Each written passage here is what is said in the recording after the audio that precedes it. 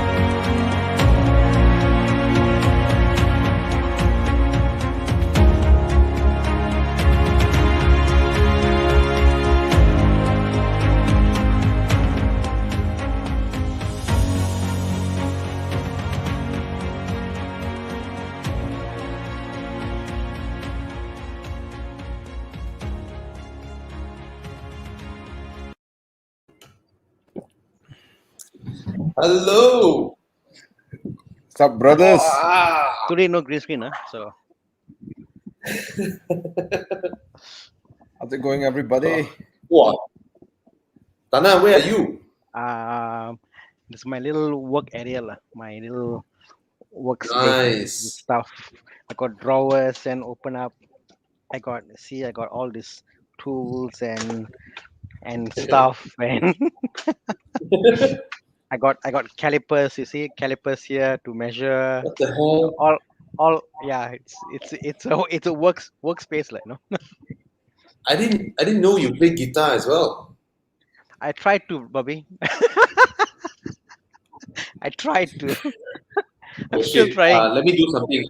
I have a lot of echo in my room because that day the whole shit water overflow Yeah. thingy, my curtains are gone. So I need to deal with my room echo now by opening up all the cupboards and drawers. I can show you all. All right, let's just say hi to everybody first while Bobby does that. While he interestingly opens his drawers. Everybody, hey, welcome to tonight's buying guide Q&A. Let's see who's online here. We have Gugarachan. Thank you so much for watching all the time. Roshan, Jeremy, hey, Chenglin, Vishalan, Brandon, Kenason, hey, long time never see, bro. Long time, Anthony Montano. Hey, Anthony is getting his new VW Arteon R line. Excellent car, man. Congrats. Yeah, just a remarkable car. Like my favorite car in the segment. Yeah. Yeah. Okay. Anthony Tan, Carlson. It's the car that makes me sad for Audi. You know what? That's how I feel, bro. Like I love Audi, but yeah. Sorry, go ahead. I know. I love Audi, but Arteon is a car that makes me sad that this is one area that Audi loses out to VW, What's the one thing that you think Arteon did better than, if you had to pick one thing that Arteon did better than the Audi A5? Because I know you did the test drive back to back. I know you did the A5 just like I did. Yeah. Right? I think it's all inclusive. I think a lot of people will think must be the highest powerful or highest power, must be the most comfortable, most better suspension, all that stuff. I think Arteon does it all in good levels. They can make the car tuned to 100% tight or 100% comfortable, but they made everything to 80 to 90, 80%, and which is why as a package, I think it's brilliant. Well, I love the fact that it doesn't understeer like an Audi. It's like I don't know how VW does it, but you're right. I agree with you too, Tana. Yeah. Excellent car. Yeah, everything it's, everything is if you're one car, it does everything. You can fetch your parents, you can fetch your kids, you can do grocery shopping, you can go to Genting, you can do everything. like Yeah, like honestly today, if let's say a brand new A5 goes past by me, then I say Arteon, I'll say Arteon was nicer, not the A5. yeah, that's true. That's true. Yeah. You won't even look at the Arteon. I mean the A5. Yeah. Yeah, even I even mean if the A5 is a good looking car, lah. Good yeah, looking it's a good car. Yeah, looking car, but what I'm saying is that you know what, the lines or portions, whatever, I think they nailed it, and they nailed it with it. Yeah, Arteon, absolutely. you know. All right. Let's see who in the chat as well. Oh,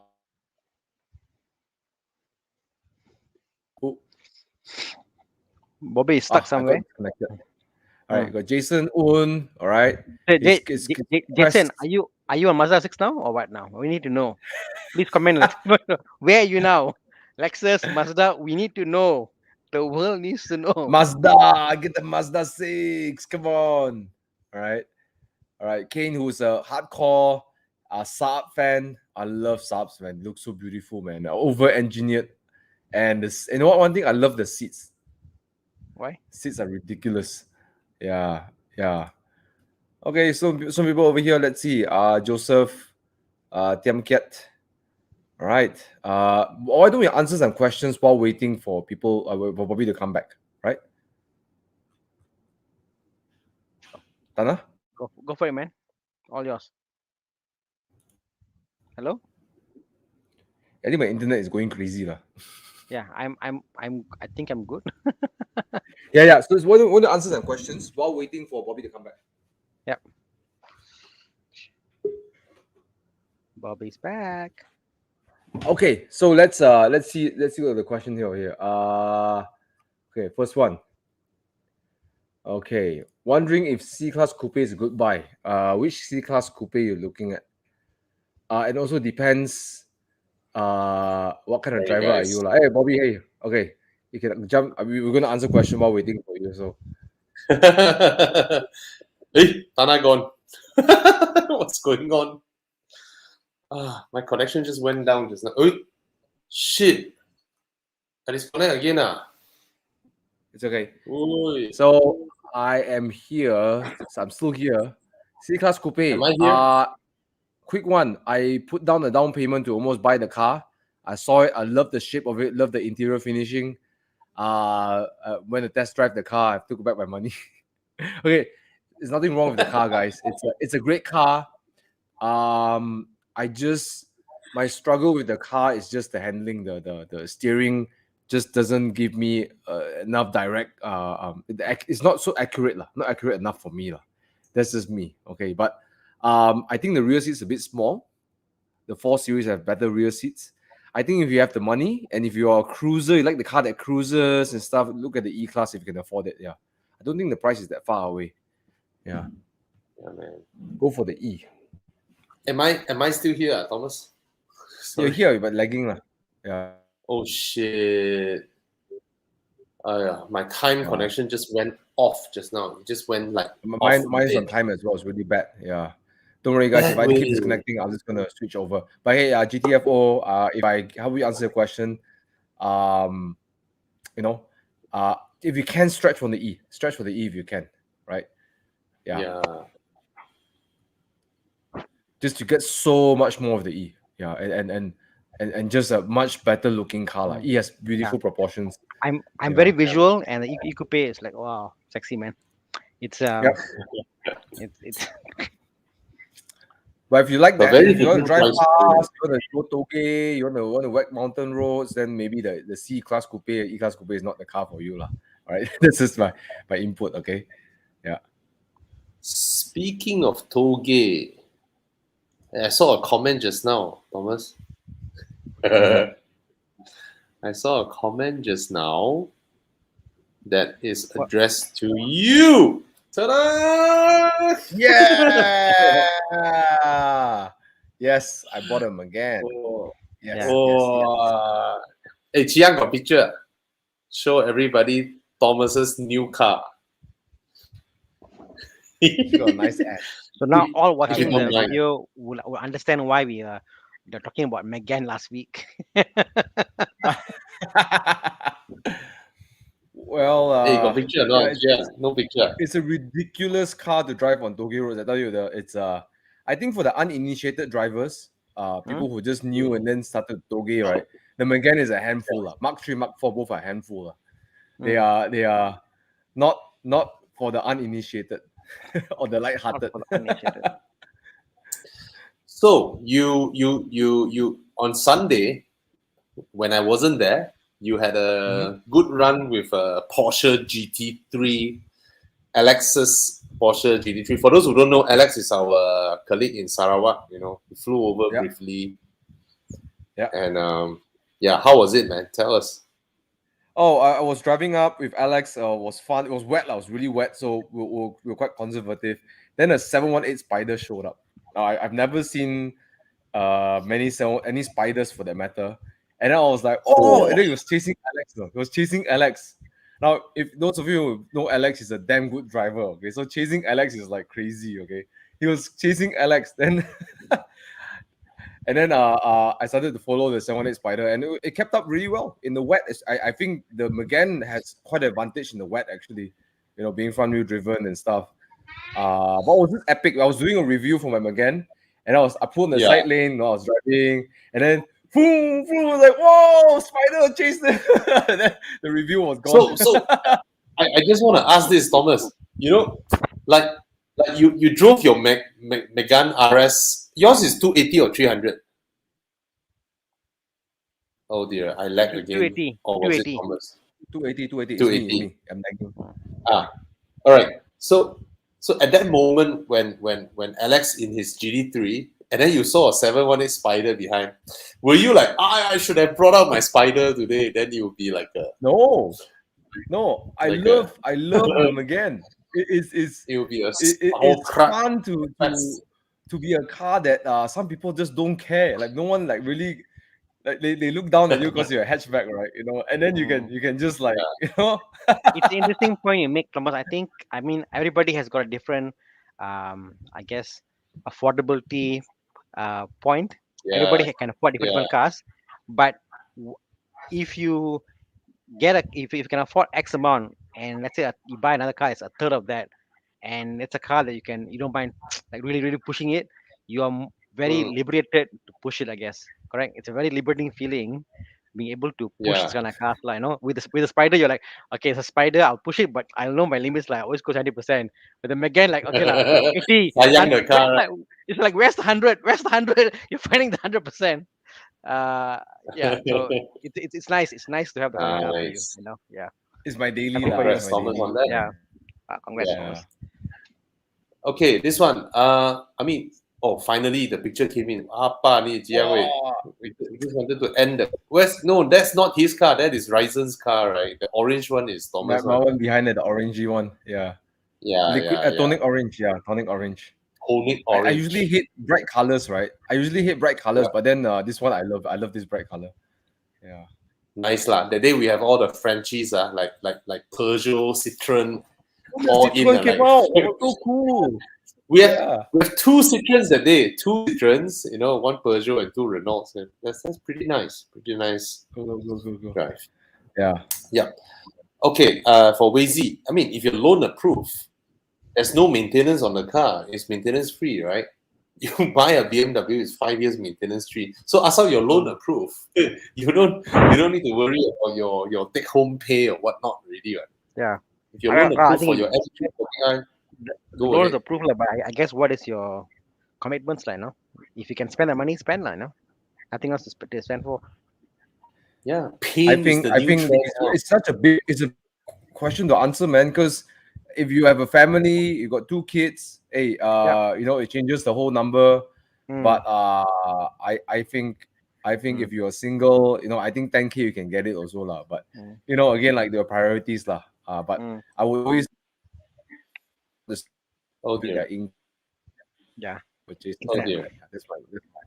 That's my lagging also. Why is everybody lagging? Because of the rain. the rain. Malaysia only Aye. rains, internet goes down. Astro goes down, internet goes down. I'm switching over to my phone. Yeah. Yeah. I'm not. Yeah, I'm, go I'm ahead. not I was having trying any of that this just now anymore. with my phone. It was all right, and then my phone went dead, and I came back to time again. All right.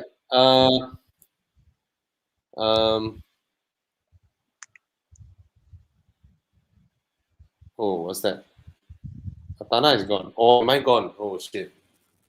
I can't be sure who is gone now. I'm here. I'm here. I am back. I am back. Yeah, man. Yeah. Okay. I mean, So yes. Anthony Montano makes a comment here. I think it's the 30% of your net pay as the guideline. But I said Yeah. I know people who pay 50% of the gross. Some of them pay. They said, oh no, Mm, my tech pay 10%. It's more of a personal thing, personal take. What you're control with. mm. Um, and I guess when your life, like your priorities, what you want to do, it's all about yourself. Yeah, yeah. If I'm not This is mistaken, an higher interesting purchase question. Oh, sorry. Nah, you go ahead. Come, Thomas. No, if I'm not mistaken, they don't take 30% of your net income for hire purchase. It's the same for house loan. Is whatever income. I'm not the credit expert now, but whatever income you have, depending on how your income is earned. Because if you're a commission agent, your income has less credit score. If you're a business owner and then you don't pay yourself salary, got different score and stuff. But Yeah, whatever yeah. your Yeah. budget is, Yeah. there is the I, net I, amount of money they can loan you, and also the I, net I, amount per month you yeah. can have. They give you I a think score, then that's it. I think if let's say you have no other loans lah, forget the other loans you have, like I think house is like 70% and car is 30%. I think that's what he's Yeah, trying to mention. Yeah, so that still yeah. applies, you know. Okay, But okay, got it. but even if you got any loans there, then also minus off. But the general rule is 70% for house, 30% for car. You know. Okay, Yeah. okay. Mm, Yeah. mm. Now, this is You haven't met interesting. that limit yet, Thomas. So it's fine. Any products we purchased last week? Yeah. So, Joseph, as you know, right, we have our little Joe Come on lah. car freshener, right? We have our little Joe car freshener, and we have our fire extinguisher, we have our car insurance, we have our extended warranty. Those are the things that sort of, we will remind people throughout our live show. And I gave a specific instruction to Chi Yang tonight. 30 minutes, BAM! Your ad comes in. Don't care. Sometimes we drag on the conversation, right? All right. So,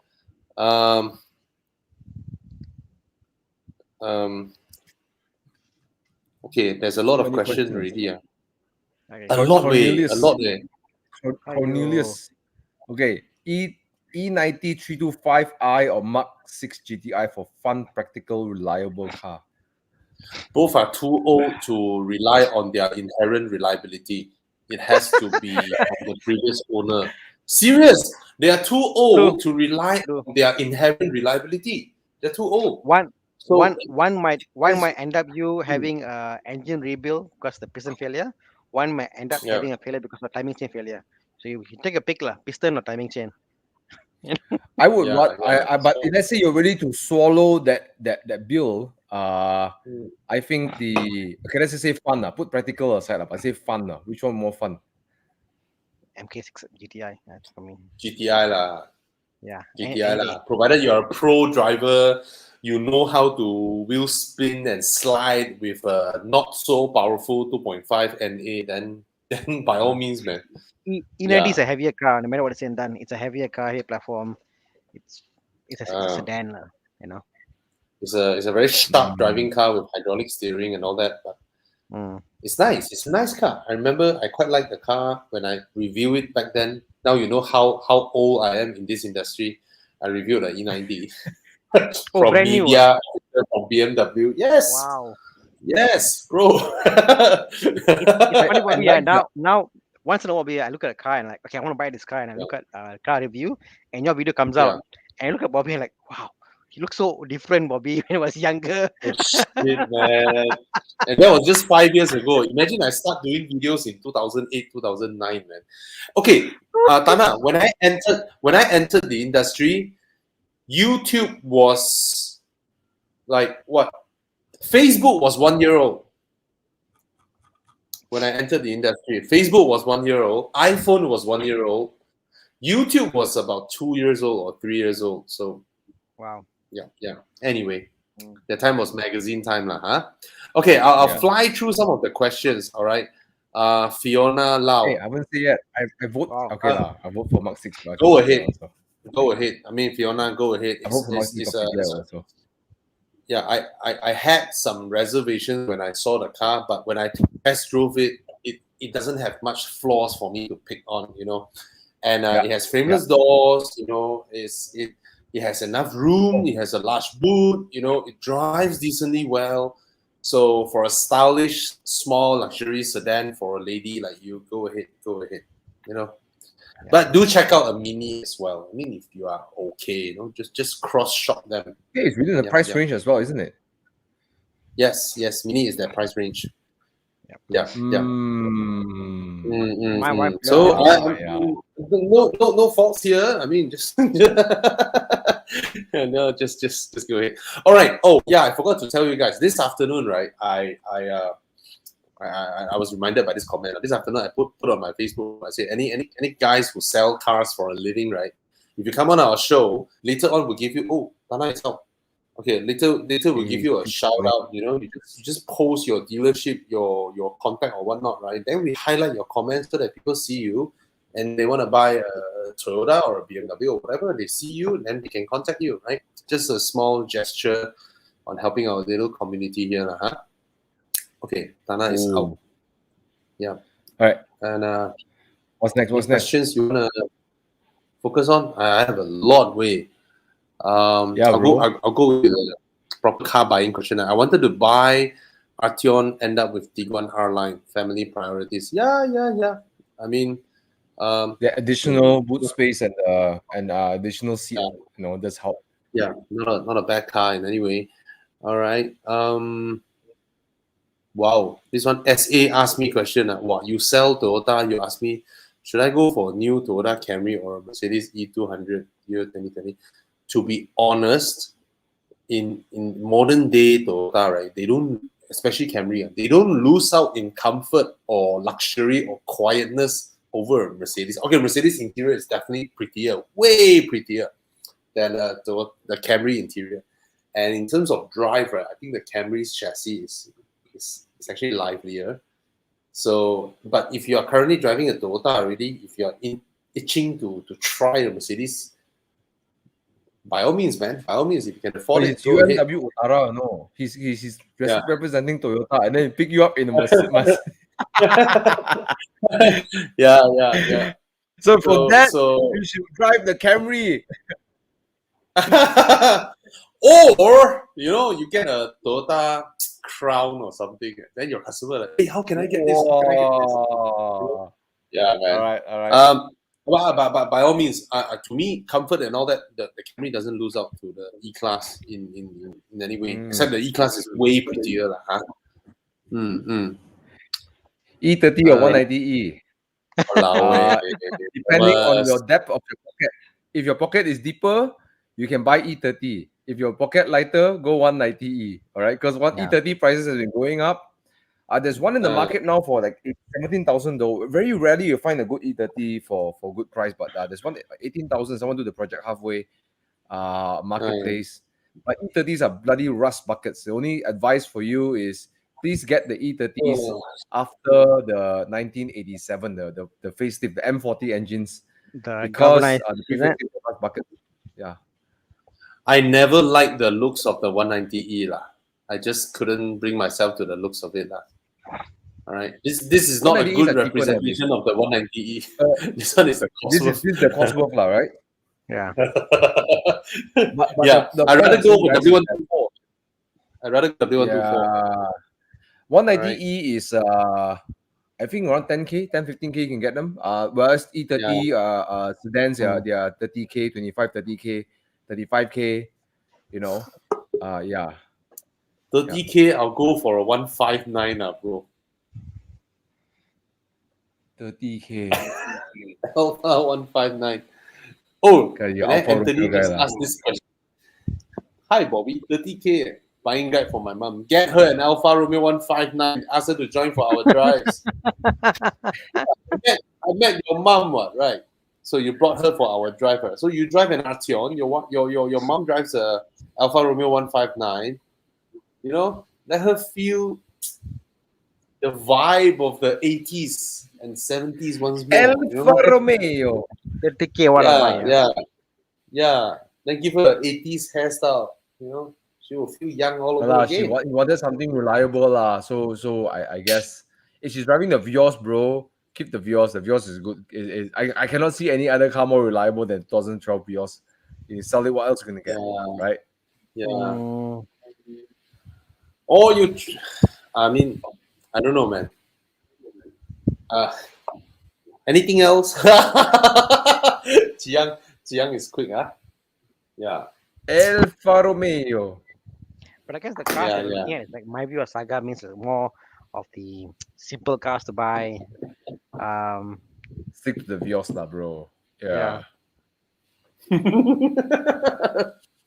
knows? The Vios mom will is say, good. The Vios is "Wow, what a beautiful Alfa Romeo!" You know? Yeah.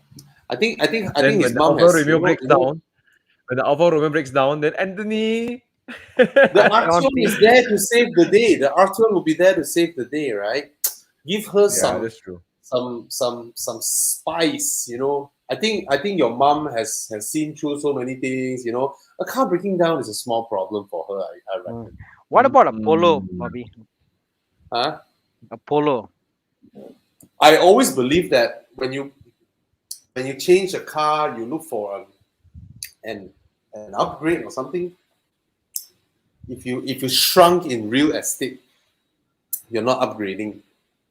Not really, In a lah. It way, depends because sometimes you realize what you actually want, lah. Yeah. More, Or it's get not her always an what SUV. You know, a 30 something thousand. Your mom is in a Vios, right? Get her an SUV in around this price range, like a Korean or something. You know, a Tucson or whatnot. I mean, she should Oh yeah, feel. the Tucson is very nice actually. The DK Yes, Tucson is yes. very modern looking. Yeah, reliable. pretty modern. But provided if you are saying that you need to get a loan, then of course a modern day Saga gives her that kind of infotainment system that others don't get lah. Huh? All right. Okay. What other questions? First Let me car, begin my first. Saga Premium or Iris Standard CVT. Speakers and head unit shouldn't be something that affects your buying choice of a car because you can mod it easily. All right. And I felt the Iris, the platform of the Iris is actually one segment up from the Saga. All right. So I will go for the Samuel- Iris. Samuel, also I think like if you think about what car would you buy and not change the head unit or speakers. Think about it for a while. What new car in the market today, or used car, or let's say 5-year-old car you buy, and you say, oh, this is the best you can get, and you won't change at all. I can think of very, very few. Even a F30, 5 years old, I would buy it and I will upgrade to an Android unit with Android now. So what I'm saying, my point is this, so the speakers and head unit, as Bobby said, should not even be part of the discussion because why? You can always put money in and get nice Android units, CarPlay, wireless, all that stuff, bad focus speakers, go for it, go down. It's just like how we guys always tell women that don't look at the color. Color can change. But women will be like, I don't like that car. It's ugly. Oh, the other one, that color is nicer. The car is prettier. I said, how can you say the car is ugly when the color is different? To us, it's the same thing, but to them, it's not. Yeah. All right. Wow. I got two options. Go and try it. Sorento is a 7-seater, excellent car. Or the Kia Carnival, also fantastic. I mean, the Kia is damn big lah, right? But it's an MPV and 2.2 CRDI diesel, lots of torque, easy to move the car, handles quite neatly. One thing I always have about big cars is that they waft around a lot. They like to go like this, and then when you sit in the back seat, you feel like but the Kia seems to somewhat don't waft a lot. It just tends to feel more steady throughout the journey, and then I feel as a passenger more comfortable. For this generation, I prefer the Estima over the Odyssey. It's better built. It's better built. This generation Odyssey, right, predates the Honda FC generation Civic, where they improved their interior massively. This one was built in the era of the previous CRV, where the interiors are still very plasticky, rattles and all that. I don't like it. I don't like the interior of this Odyssey. Yeah, it's rather plasticky and all that. Go with the Estima, around this price point. Yeah. Okay, come, quick one. What do we have? To me, the X3 is a newer car than the GLC. All right, but both are not bad, Both are great cars from their segment. Why not XC60? I mean, if he is eyeing this too, I mean, by all means, XC60, they have the new Google-based infotainment system coming. I mean, if you order now, you're gonna get the one with the Google infotainment system, which is pretty advanced, faster graphics, everything. Integration will be amazing. They're coming with that, and yeah, I like the XC60. X3 outsized that car though. X3 is quieter too. Yeah. Surprising, huh? Yeah, man. I mean, if you get the T8, there's no comparison. T8, the hybrid drivetrain, right? Then you cannot compare. There are more times when your car is quieter than the other competition, and you're faster, right? And you get a lot of, But the X3 has the electric version coming in already, right? Even though I think they're all sold out. Yeah, this is your question, man, bro. I know you hate Audi, so you just drive F30 already. No, bro. I'm gonna based on what he knows. He drives the 328i. He drives the RS5. He's gonna feel frustrated. I think my only suggestion for you, bro, the Horcrux, is to not test drive the RS5 on straight road.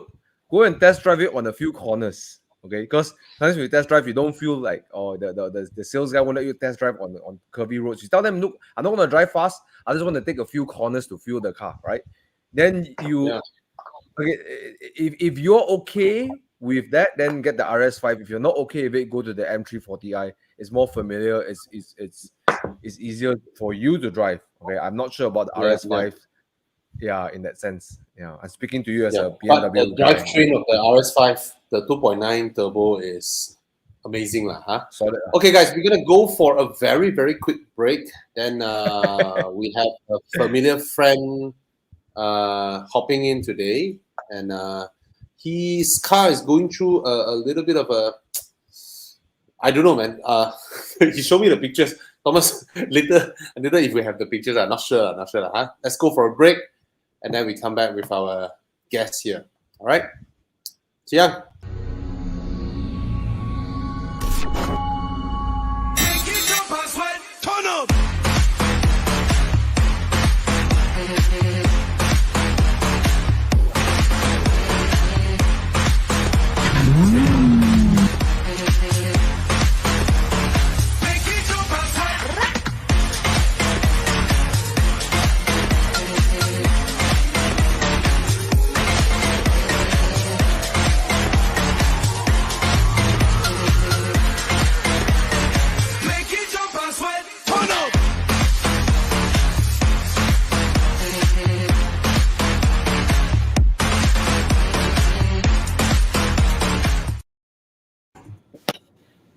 Wow. Who chose the music, man? I think it's HP. HP lah. I think it's HP. Nobody is more happening than HP. Wow. Yeah, man. Hey, Sean. Yeah. Hi. Let's welcome Sean. Yeah. From Marvelous. Yeah. All right. So he just want to share a little bit again with this. As you all know, this is like something very advanced. It's self-healing paint. And while we're ongoing, any one of you who actually works in a car dealer, be it Mini or BMW or Toyota or whatnot, right? From this week onwards, you type in your dealership name, your contact number, and basically who you are, what you sell, right? You type it there. We will Yeah, your highlight your dealership. comments so Yeah. people see. Yeah, so people see where you're from. So you all can just comment and type in, and then we will highlight and show people where you're from. And hi, Sean. Hi. So I don't know whether you're ready to. You want me to, or I should keep quiet about your car first, right? I mean, I shouldn't tell people what you are doing with your car, right? So Sean has a little bit. Yeah. You want to share, or you keep it a secret first? You can go ahead. I did something crazy, which is I never done in my life. Oh. Yeah. Which is I Oh. did some color choice for the rim lah, to make it special. But I look at it, it's a bit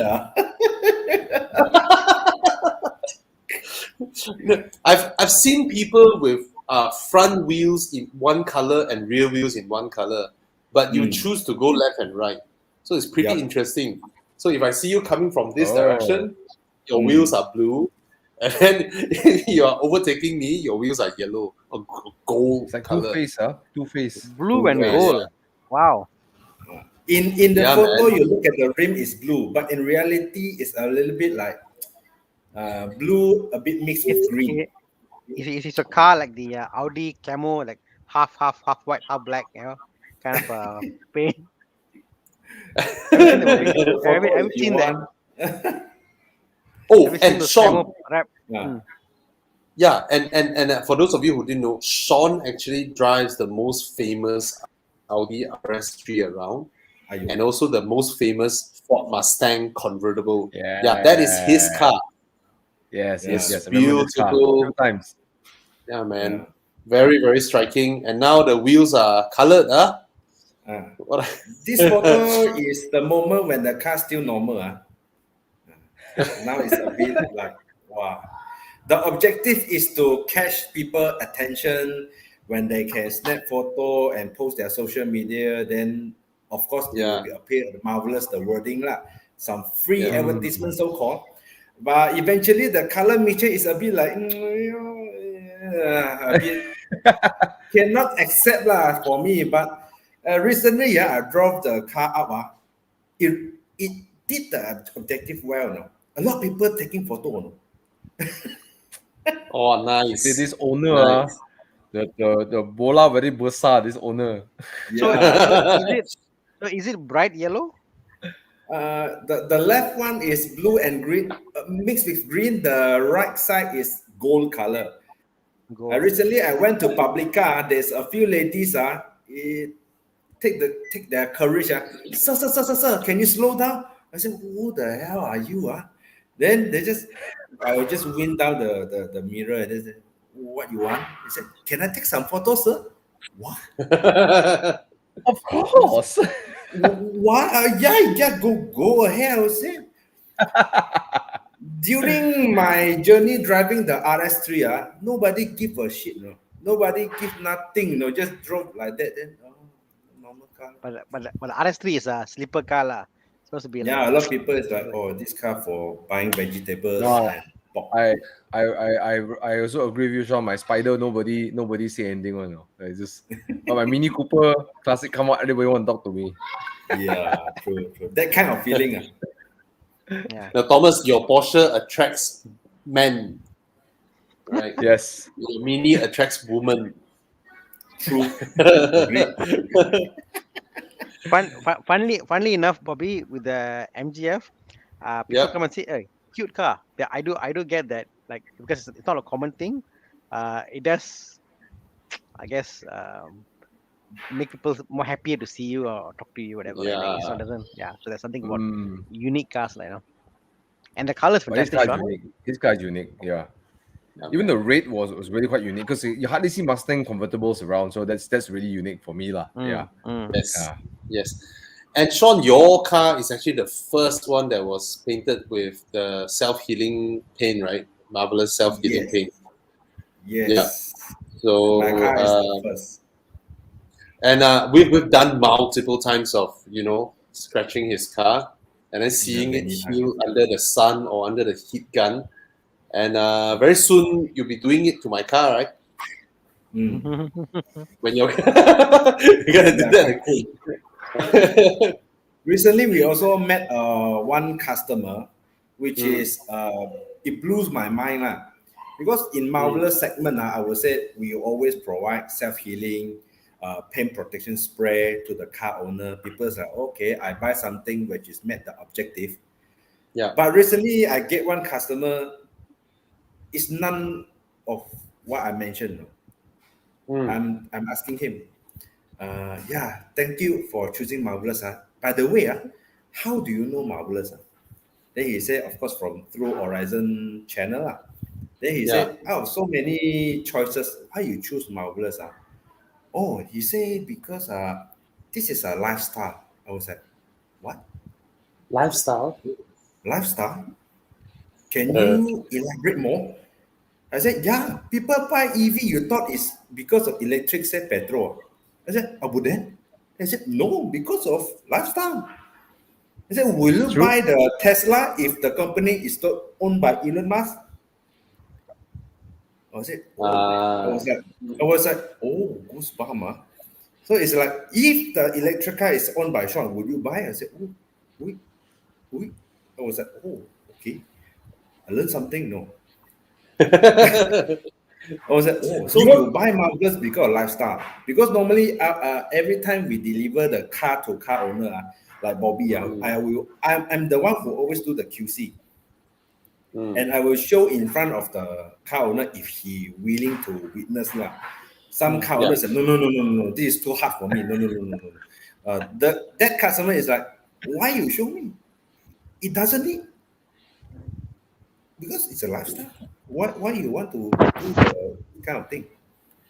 I was like, oh, now I learn. Okay. Is the color depth different using the marvelous self-healing paint opposed to normal paint? Oh, it will be enhance your super gloss effect, I would say. Yeah. So I think for him, I mean I concur because when I wrap my car, I wrap my car purely because of aesthetics. It wasn't because to protect the car. It wasn't because of whatever. It's just pure because I want the car to look different, a different color. And I chose the color which I couldn't get if I paint, because there are certain colors you wrap.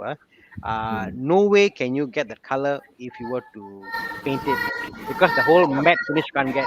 So I wrap for that lifestyle to have that look, And the same way, what you paint, when you paint normal paint, you only get a certain amount of gloss, certain amount of finish. But I've seen like Bobby's car, and I've seen your car on my picture, and Bobby's car is unlike any other car I've seen on paint, because the depth of that gloss, the finish, it's very different. On picture, it doesn't look so. It looks normal, but in person, I tell you, it pops. It pops like nobody business. It's quite amazing. So that's why I ask you: it's now you say it's different, So the lifestyle is because you cannot get this with any other paint, The depth is different. This picture is quite epic. This picture look like Thomas went out with my wife. Oops. And speaking about BMW, recently do you realize there's a BMW called iX or iWhat? The center grille, that part, there is a self-healing properties. I see. Oh. I didn't know that, no. The car owner told me. The BMW owner told me. He said, why BMW iX want to have this?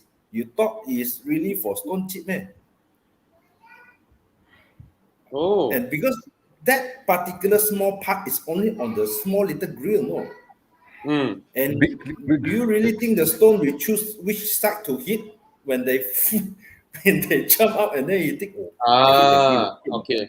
Hey, but Sean, you told me that Porsche dealer in China actually come with the marvelous self-healing paint, right?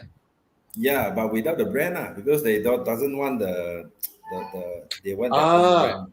Yeah. So when they OEM. buy a brand new Porsche in China, they can opt for having this self-healing paint. And they charge very high. Oh, way higher than you know la VW bro, everything optional is like sky is the limit. Sean, ask you a question. Sorry. Yes, Tana, you go ahead. Go ahead. No, I was saying that the salespeople in Porsche actually offer customers and sort of like an upgrade to have this as well on their cars, right? Yep. They just call it self-healing paint. They didn't say any brand. Because so I just want to ask. Sorry, Tana, just a quick one. So if anybody who sells cars like I see Irfan here, I see UMW Utara just now there. If they want to offer this to their customer, they can also contact you, and then yes, can, because we do the arrangement, right? Can. No problem. Yeah. The point I want to raise is that I think I remember you mentioned this before, because what you have is a few level of package. I think one package is what they call on your existing paint. You apply the self-healing coat, isn't it? Correct? Yeah. Is that right? So on new cars, you're actually applying. You touch up, make sure everything is fine. Then you apply the additional layer. Is that right, Sean? So I think that's where I think that's actually a very important point, because with people like Porsche guys or even Audi guys or even BM guys, they're very particular about their paint code. Very particular about this one is Malibu blue or this one is speed yellow. They're very particular about the color because this is the original paint from Porsche. It cannot be duplicated. So I guess they have an option of keeping that original paint, which obviously is very, very valuable, but adding the layer of protection and going one step higher, So I think that's a very good point, because once you buy the car, very hard to keep that color for a long time, without something like what you're saying, self protection. People spend double the money, I guess, for things like PPF for the whole car and Ferraris. But now you're offering a different solution whereby it's more permanent. So yeah, I just telling all out there, if you're selling cars, if you're from 4S centers, your customer can have the same original color, but with the additional coating, with this additional coating of paint, which makes that color that you had before twice richer, twice glossier, and yet spectacular. Yeah. Thomas, what's the name of your paint, Thomas? Your silver color, on your Porsche. Is that like Carrera GT? Carrera GT. It's called Carrera GT Silver. Yes. Okay. Let me message Matthew Guangchu. He was asking me like, "Hey, Bobby, my Cayenne, what color should I change to?" It's the same color on the Carrera GT lah, on the GT. Yeah. Sorry, Sean, you were saying just now? Forget what I want to say. Sorry. Yeah, marvelous. Something like lifestyle, something like that. Because I just get a goosebump from that customer, which is they told me buy something is not about the objective, it's about a lifestyle, which is quite. But it depends on people, right? Yeah, depends. Sorry, this Irfan is from Mini Bangsa, right? And Lawrence has a question. Is it a clear, transparent? Yeah, it is transparent. Yes, transparent. Yes. Yeah. All right. Whatever paint you have, when you spread this layer up, it will make your glossiness more pop up. Yeah. Better shine. When you look at it, it's like wow, it's so damn good. But if your car is matte color, when you spray, it becomes gloss. Oh my god! I just spotted this comment. Tana, see, my friend bought your Audi A4 1.8T 1997, and he regrets selling it. Oh, the only one that was converted to manual. Kumar, please send a picture. I would love to see what the car is now. And I know it's in blue color now. Anyway. So you're saying if it's a matte color, or like crayon and stuff. When you go to apply the coat, it becomes gloss. Is it? Yeah, it becomes super gloss. Wow. Sean, you want to share a little bit about the cost, like Mm. around what range are people Okay, looking like at? C segment car and above around 9,000. Mm. That's paint and the coat. No, just we didn't offer paint, but it's just the PPS, paint protection spray. It's not the Okay. paint color. Okay. Mm. So you This send down 9,000. the clear coat to the. You send down the clear coat, then you put on the. Yeah. Marvelous, We just makes it clean, makes the surface clean. We remove the dirty layer from your car surface and then apply on it. Got it. Cool. So make sure the surface is totally clean and then we apply it. So this package also comes with 5 years warranty and unlimited 2 panels of accident claim, which means Mm. in these 5 years, if you get unlucky, people hit you or you hit people, you send your car for insurance claim. After your car claimed out, the either 2 panel or 3 panel, they will be new paint, right? Then you can send to us. We will reapply the marvelous for you for free. Ah. Unlimited got a- times. That means in this 5 year, if you're so unlucky, you get 4 accident or 5 accident. All I need is police report or the adjusted insurance claims copy of the report. Then it will be valid. This is an All interesting right. question from Cheng Ling Chong. If new car, you'll spray on top of it. So I guess you mentioned before whether you have to take out that layer, one layer of clear, isn't it? Yeah, make sure it is clean because normally new car when they manufacture it, they will park. I don't know lah. Some car I saw this Nissan they just park outside the field, right? And then And- the car is parking there like 6 months or 4 months, something and like also like if you think like Uh. BMW has the like people from factory, they bring the car out, the BMWs, and it's like some car got orange peel, and it's the factory is like that one. The factory one is the factory paint is not so high grade lah. It's just the way it is, Yeah. So Yeah. and a lot of people actually even go for PPF or go for paint protection, Mm. even brand new for factory lah. And I guess you're Yeah. doing that in essence, making it all flat and Yeah. putting Last the layer. month we also received one 5 Series customer from Kelantan. The Kelantan PM us and then they send their car to us towing. I think cost him around 1,500, I think. After spray, then he sent back to Kelantan. That car is bought new, 2 days on the road only. Oh, Brand new car. cool. And like Tana said, those orange peel is quite obvious, even though Obvious, it's new car. Yeah. And during Marvelous application, we will try our best to help you to do some paint correction, like Bobby's cars. When spray the new paint, sometimes they will have a little bit here and there, the orange peel. We can do the paint correction for you guys for free. Paint correction, the objective is to make the orange peel lesser. Not eliminate. We cannot eliminate the orange peel. The factory, when they produce with orange peel, it is orange peel. Marvelous Because- is not a magic, can remove everything, and then it will be from orange peel to mirror effect. So just for people out there, I guess just explain orange peel, because orange peel happens in few layers, right? The paint itself and the clear coat, isn't it? Maybe you just explain that to people so they understand. Well, orange peel, I would say it depends on the factory environment. It also depends on how they do it. So I really can't comment much because each manufacturing have their own way to apply their paint, their own SOP.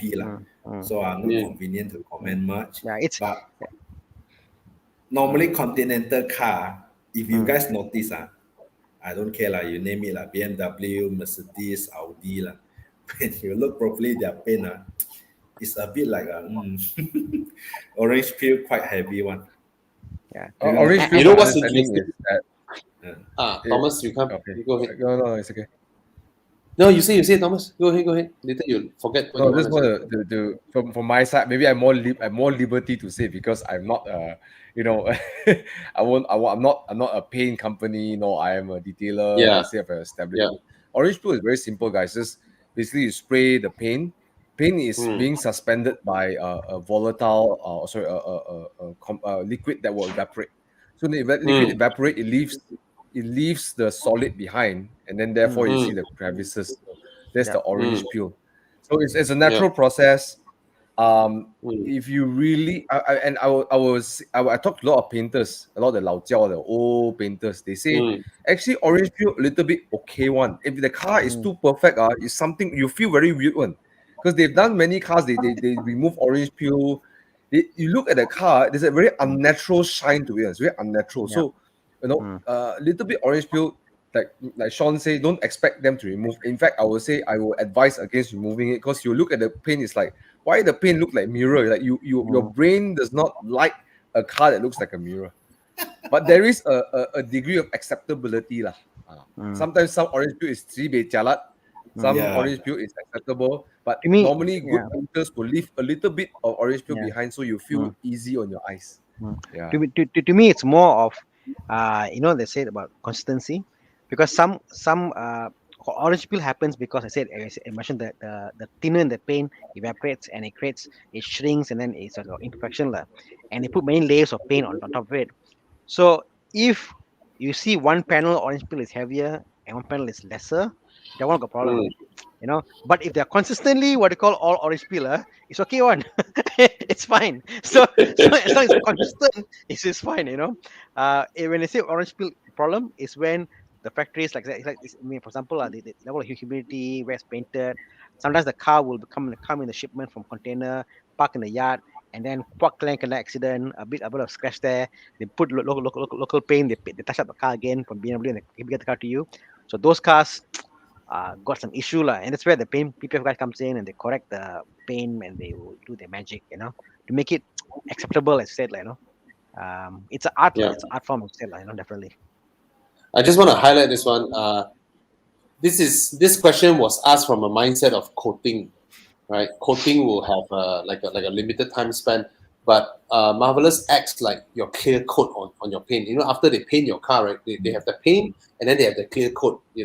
So Marvelous is a type of clear coat that can self heal. So that's the elements of what it is. So Ceramic it is. is semi-permanent. Yeah. Sorry, Thomas. No, never mind. Oh, okay. I think we are lagging. That's why it's so difficult.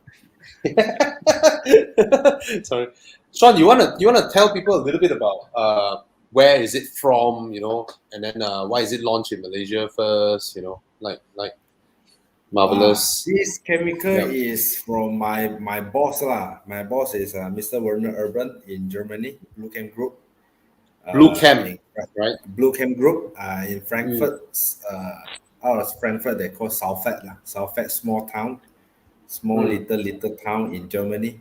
Our factory is there. So this chemical is invented in Germany, Frankfurt, Salfett.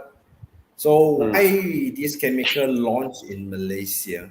Because of the pandemic lah.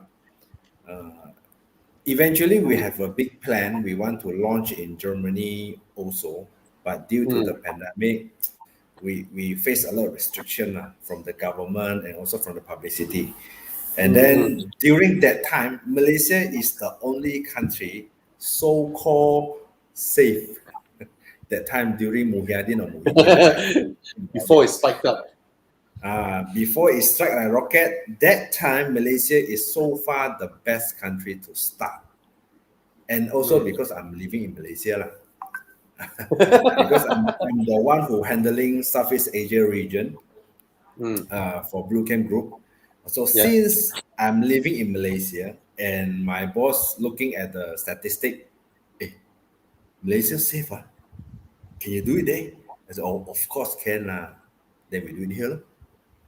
So when the pandemic is over, we will continue to do a grand launch in Germany. The plan's still ongoing. It's just now we have to stop. As you guys know, now Germany, for whatever reason, the pandemic strike back again. Oh. Very bad lah. Just like Malaysia lah. You see, Malaysia recently the numbers also starting like up like Bitcoin already. Bitcoin go up.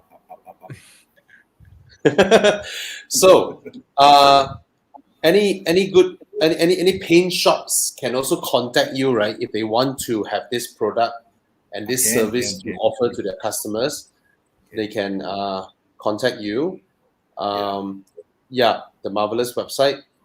Chiang just put in the link of the Marvelous website. All right. Yeah. And I know a lot of people from car dealers tonight are here. Don't worry, we will actually, if you guys need to contact Sean, because obviously if you work for a car dealer, you sell this to your customers. Of course, Sean said that there is of course a commission when you do a sales, right? Definitely, right? And then we will pass all their contacts and details to you, Sean, if they PM us and all that. All right. And if you guys need to know any more information, do contact us as well. We can help you hook up with Sean. And of course, moving on, when Sean's bright red Ford Mustang with different color on different sides of the wheels came out, and he wants to do something on my car that involves a little bit of scratching. Maybe I can invite Thomas. You know, Thomas is someone famous for taking care of car exterior, right? Thomas, can you scratch my car? Thomas will be like, to see Thomas do that. All right. So and this is Marvelous, product from Blue Cam, Germany, and Sean is the head honcho for Southeast Asia. All right. And thanks for coming on board with us tonight, Sean. No problem. Anything else you want to add to tell everybody? So far from my side, no. If audience have any question, you can always PM us, or you can raise in this group chat. I believe, Bobby, you are good enough to answer almost everything. Hey, no way. I'm not as good as Thomas. Not that. I don't know much about the Marvelous AI, so I can't answer much as well. Yeah, I mean, your knowledge. Until you come over, we meet together. I drove the Mustang and his 6 Series. We scratch together. Do you want to? I'll give Thomas the honor to scratch my car first. I will say don't scratch. Scratch is too hard painted for somebody. QC test. Okay, not Thomas. QC test. I stand far away. I watch. I don't want to hear the sound. Hear the sound. The sound is quite irritating. I quite agree. Yeah. Well, I'd love to find out more about this. It's really something that's breakthrough technology. It's away from the old school way of doing things. So it will be interesting to find out more about this. So because people always ask me, I cannot answer. I say, you ask me, I don't know how to answer. I'm not the right person yet to answer. Yeah, it's very new. There's so little online. There's nothing online about this. So little reviews. We are getting the first pick in Malaysia, but Blue Cam is a very, very reputable company in Germany, and I think they supply. I think they're TUV certified as well. So they're very strict standards. Very little manufacturers or additive manufacturers in Germany are actually certified by TUV, and Blue Cam is one of them. Sean is also very close to Adrian Mark, the Porsche lover. Big fan of Blue Cam products. I used all the Klima Fresh, all the additives, the engine cleaner, everything. Fantastic products. Yeah. So I can assume the Marvelous AI is also a great product. Yeah, from there. Yep. Yeah, I would like to take the opportunity to thanks to Adrian Mark also, because he is the one, I mean his company at NSS, he is the first workshop to get Blue Cam in Malaysia until today. Wow. Nice. We really appreciate from the bottom of our heart. Really grateful, man. Wow, the Porsche lover. Since day one, no, brother. Since the day one when the chemical launched arrived in logistic launch in Durian Land, Malaysia, and then with the company starting, he's the first customer until today. Wow, man! Wow, nice. All right. Thank you so much, Sean. Yep. Thanks for logging on with us again tonight. Yeah. All right. Thank you, bro. Thank you. Yep. Thank you. Bye-bye. Bye. See you. All right.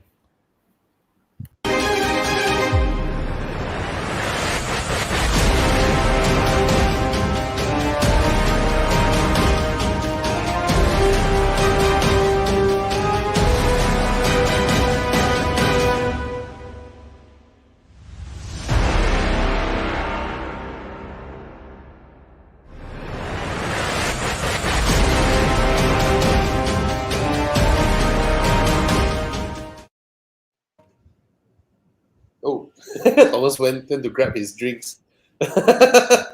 Hello, hi guys. Saya Nas Abdullah dan korang tengok kat sini dekat tangan saya sekarang ada car air freshener limited edition collaboration di antara Little Joe dan Evo Club.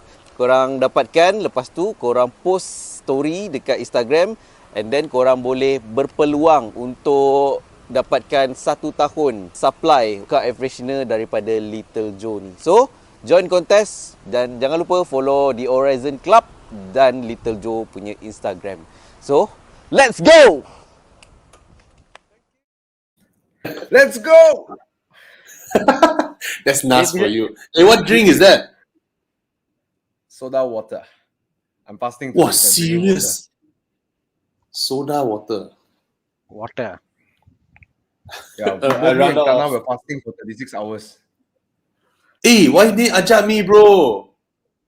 Every Monday, In the Bobby. chat, every Monday we Yeah, fast 36 every hours. Monday we talk about it, but chatting what. So Sunday night we stop eating. I don't care. We call Cass. Cass cut off his food supply on Sunday night. Cut his food supply off, and we open fast on Tuesday morning. Wow. Okay, next Tuesday week. morning. Onwards. Tuesday That's morning, Cass. Bobby, We'll I'll take come Soda for a water drive, is the Bobby. shit. Yes. Yeah, Yes. Yeah. How to drink soda water? Just drink it. Ringo. But don't take soda water. Soda water got gas. If you're not used to fasting, gas will hurt your stomach. Don't do that. Just drink water. It's for my gin tonic one, or it's for my gin Yeah. tonic. My gin is there. Okay. But let's get back to some Q&A questions. Okay, Yes. let's keep up the momentum. Okay, fun factor. MX5 or GT86? Drop the trouble. Fun factor for Yeah, me. there's different kind of There's more fun. fun. GT86 plays more at the edge. MX5 got the top down now, and the top down is like plus 1,000 fun. You know. Yeah, like- correct. Okay, if your roof malfunction couldn't open, then the 86 is more fun to drive. To be honest, the engine is a more lively tune. You know, the engine is it's a proper 200 horsepower NA engine. You know, it's and the lively. chassis is Yes. so fun It at is the a better limit. chassis. At the limit it's- it likes to play with you. Yeah. It's a better chassis. It is. If you want to stretch your driving limits, then 86 you if you really want to, I think it's the best sports car to learn driving, the 86. Yeah. To learn Yeah. sports car driving, put this way. Yeah. Yeah. Yes. However, you cannot enjoy the 86 if you drive legally. Which the MX5 you can. You open the top, drive slow, it's fun. All right. Cool. Wow. GLC 252 XC40. XC40 actually handles sharper. Yeah, it is a better car to drive, but it's a smaller car. It's in every people generally see the GLC as a higher Two segment. different segments. I think the GLC Yeah. is akin to the XC60. Yeah. Yeah. Smaller But car. the XC40 is very lively to drive. It's It has the benefit of being lighter lah. But is it on the PLI? Is it on the P? Is it on the what? The SPA platform? It is the CMA. the smaller platform. Yeah, the CMA platform. All right. Come. Got some What questions are about the questions? Proton questions. So one was about X50 future resale value given its high demand, and the other one is the cheapest X70 with it. So I guess tying the two questions together, X50 and X70, what's worth buying today, and how you think will hold the value, and what would you get? I like the X50 more than the X70. Interesting. But Mm. but in the interior, X70 interior bigger, nicer, panoramic roof. Yes. Oh yeah, panoramic roof. But the one is only if you go for the top spec, right? The premium spec, right? Also, the Yeah. Napa leather only comes if you go with the premium spec. Yeah. And But in apparently terms the of new price, but the new version apparently it's no longer brown, it's black Napa leather, I think. So oh, it's like yeah. like so I mean like Hawk, oh, I think if you can get, you can get, but I think that the top spec is so much more value compared to the normal one. It suddenly mm, the car becomes twice the value by going for top spec. The value it gives you in terms of the feel, the seats, the roof, all that, yeah, it's priced the value lah. So I would go for the top spec. Go all the way. yeah. X70 top spec, right? It's not Mm. not a lot more. It's not a lot more. And on the X50 Resale again, value. what do you think they say value? I don't know, Bobby. I Um, was talking about resale value. I'm looking at all these cars. I see all lebih kurang there lah. Even like they say bad resale value, poor resale value. Lebih kurang plus minus lebih kurang ni lah. Nothing Right. 5,000 crazy plus off minus lah. lah. Give 5,000 plus Ah, minus, yeah. yeah. I think this car, even though it sells in a huge number, right? I think it will hold its resale value pretty well compared to other cars that started from this price range, 70, 80K. Oh, The reason okay. being, right, this car is so far ahead from anything around its price point in terms of ride comfort, in terms of, it feels like a German car. From you open the door, you close the door, you ride inside, you sit inside, right? It feels like a premium segment product. So anything around its price point, right, doesn't give you this feeling at all. So I may be wrong, but so far looking at what it is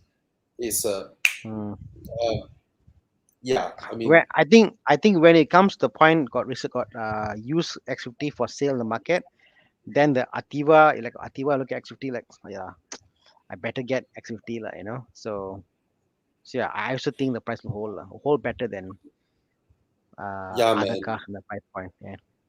Because when it's supposed to come down, you look at other cars that were brand new around 60, 50K, right? They are so far away from what this car offers. Yeah, I'm not just talking about specs. I'm talking about the inherent build of the car. So, yeah, I mean, this benefits from tax incentives, as you all know it, right? Yeah. And Yep. if it came in with a Geely badge, then it will be a totally different story. So it's a bit of a cheat code here, lah. Yeah. I mean, Still on Toyotas are selling Toyotas, right? yeah. Still on Proton. So about the Iris, so the top spec is 7K extra. I think what's extra is I think we tested the car, Bobby. I think the seats. Then you had the Hello Proton, which is I think that's on all, isn't it? It's the I think airbag. It was some chrome bits here and there. I think some accents. Yeah, it was more It's aesthetic. the infotainment system, lah. The infotainment system only the top spec has, right? The high proton and all that, right? Is it? The lowest one doesn't have. I think the middle and the top I think has it. Same high proton. Oh, It was more of those things like those lights and stuff like some yeah, bits here and there. I don't know, but I think the top spec looks good. I'm a fan of not if the top spec of a car doesn't feel like a different car than the normal car, I won't buy it. That's just my yeah, take. It mustn't feel like as if like how before I don't know like many years ago, like maybe like 20 years ago, like, unscrupulous car manufacturers, when they sell cars, they had the top spec was there, like Vira. It was there purely so they can put a higher price when they go apply the bank loan. So when they apply the bank loan, they apply as if it's a other spec model, and then you get different car when you get the car. So they get a higher margin, so get full loan. So back then, all this accessory and spec was purely to jack up the price, nothing else. But today, you know what I mean? So they can on bank documentation they can see that it's a different pricing point, But today, Wow. but back then you see, like Vira, you can get loan 100% loan, can get brand new, 100% loan. Now you can't, because now they're very smart, But today, some cars, they feel like as if, I give you a radio, Android, and then pay me extra 5K, and then I put some chrome bits. I'm like, what the hell for? But if it's like 5K and 7K and different shocks, different absorbers, different lights, got something different. Like if you put the numbers together, if you do yourself, you can't get the same thing. Go for it. If you feel that if you put the numbers together, hey, cheaper I do myself, you know what? Don't get it. So I think for you is like the 7K. What does it give you? And is there anything you don't like and you do yourself or not? That's the question you ask yourself. No questions, bro. It's a different engine. There we go. It's a different engine. Mm. Yeah, by all means, go for it. 7K, you get a different engine. Yeah, so cheap. Yeah, go for it. Yeah. So go for it. So in this case, it's a different car altogether. Go for it. Hey, Jess, how are you? Always happy to see Jess. Get the Picanto. Get the Picanto. It's a lovely car. I'm so happy. The funny thing is, we spoke to Jess about a few weeks back about Picanto, isn't it? I think. Yeah, get the Picanto, Jess. Get it. So it rides like a C7 car on the highway. It feels like a C7 car. The car just feels so nice on the highway. Hey, Jess, please join us for weekend drives, sir. Both generations. Yeah, man. Come for weekend drives, Jess. Come and manual join us. Picanto. My God, I would love to see one. Yeah. Both also both older and new generation Picantos also okay. Yeah, the ride is fantastic. And but I always thought if I wanted a auto car to drive around the city, I think I get a Picanto auto lah. At one point, Guys, I was obsessed with Kalisa. At one point, the Kalisa is like, lovely, bro. Oh, lovely. At one point, I was like, I want Kalisa as a second car, because so cute, so nice to drive. Then I grew up, lah. Every time I see a Kalisa modded to look like a Mini, I clap. I'm very happy because I don't like how the Kalisa looks. Yeah. I don't like how it looks. You know which one I like? I like the Kanchil facelift, the round headlamps one. It looks so good. It looks so good. Look like the Honda City Turbo, right? Yes. I just received a text message from Mr. Yuki. He said he's watching our live. He's the owner of the Alfa Romeo SZ. The one I was screaming when I saw the car. Yeah, he's offering me to drive it.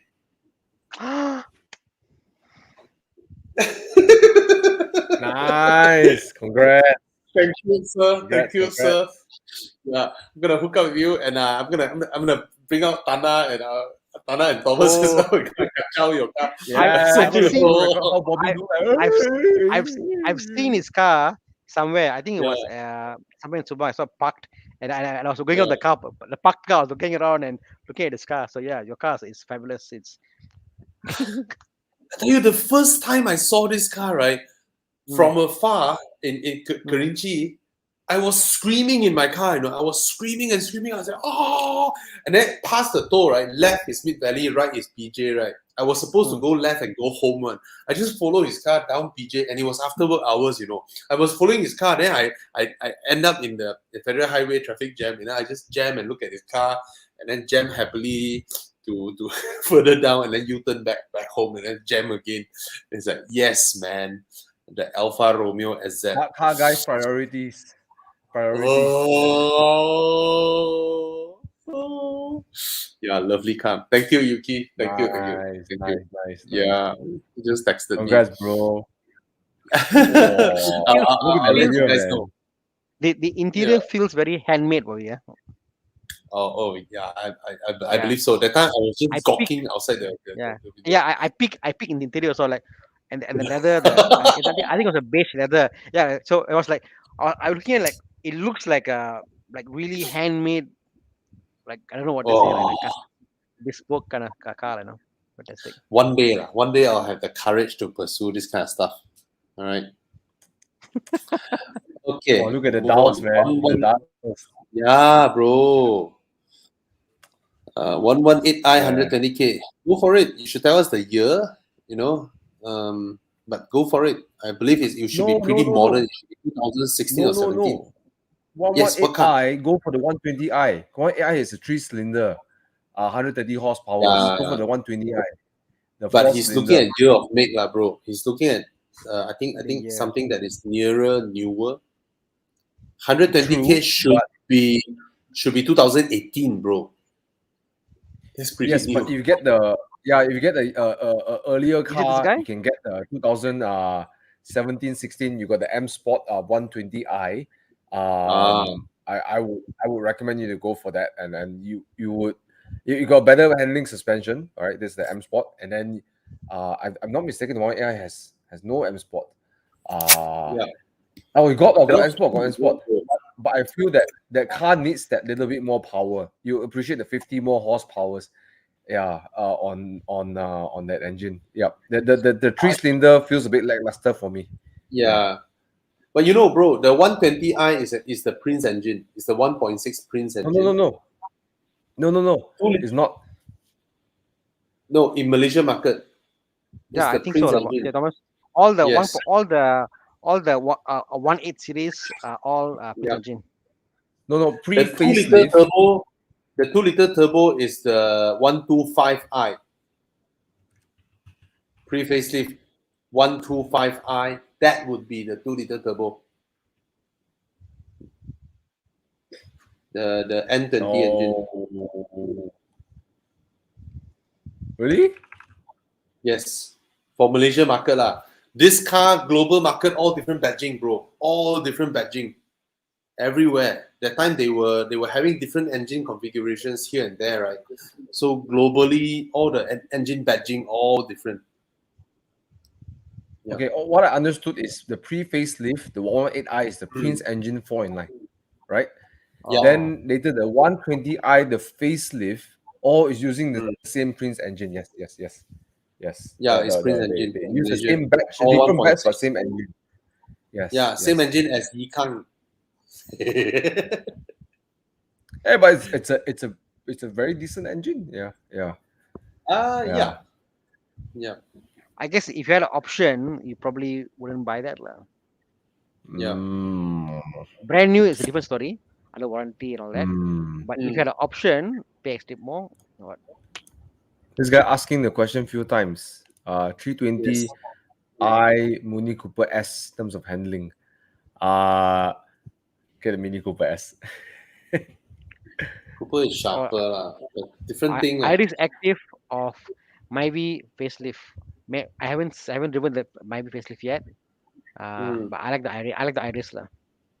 And without driving the Myvi, the new Myvi, I think it's the same. But the Iris is so much better driving. But the Myvi is like the option that you cannot find flaws with that car. I mean, the way it looks, the space, everything.